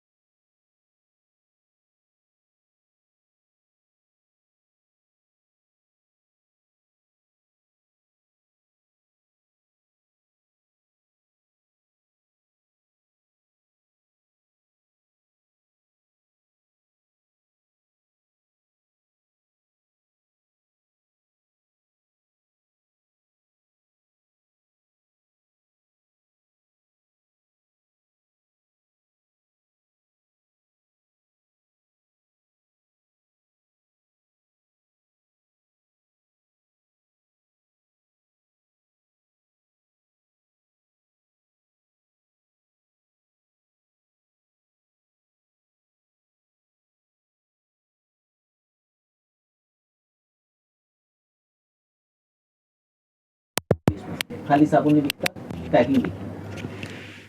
ठीक है, ये आपकी क्लास थी। हमने सिर्फ एक टॉपिक छोड़ा है ऑयल्स का, वो हम कल कवर करेंगे।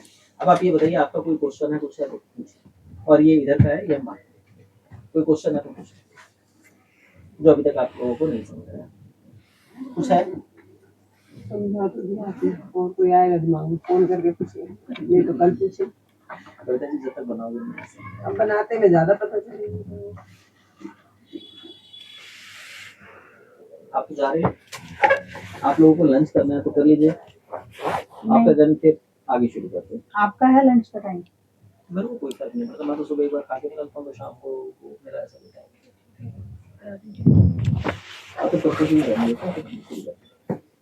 रिकॉर्डिंग रख लो बस,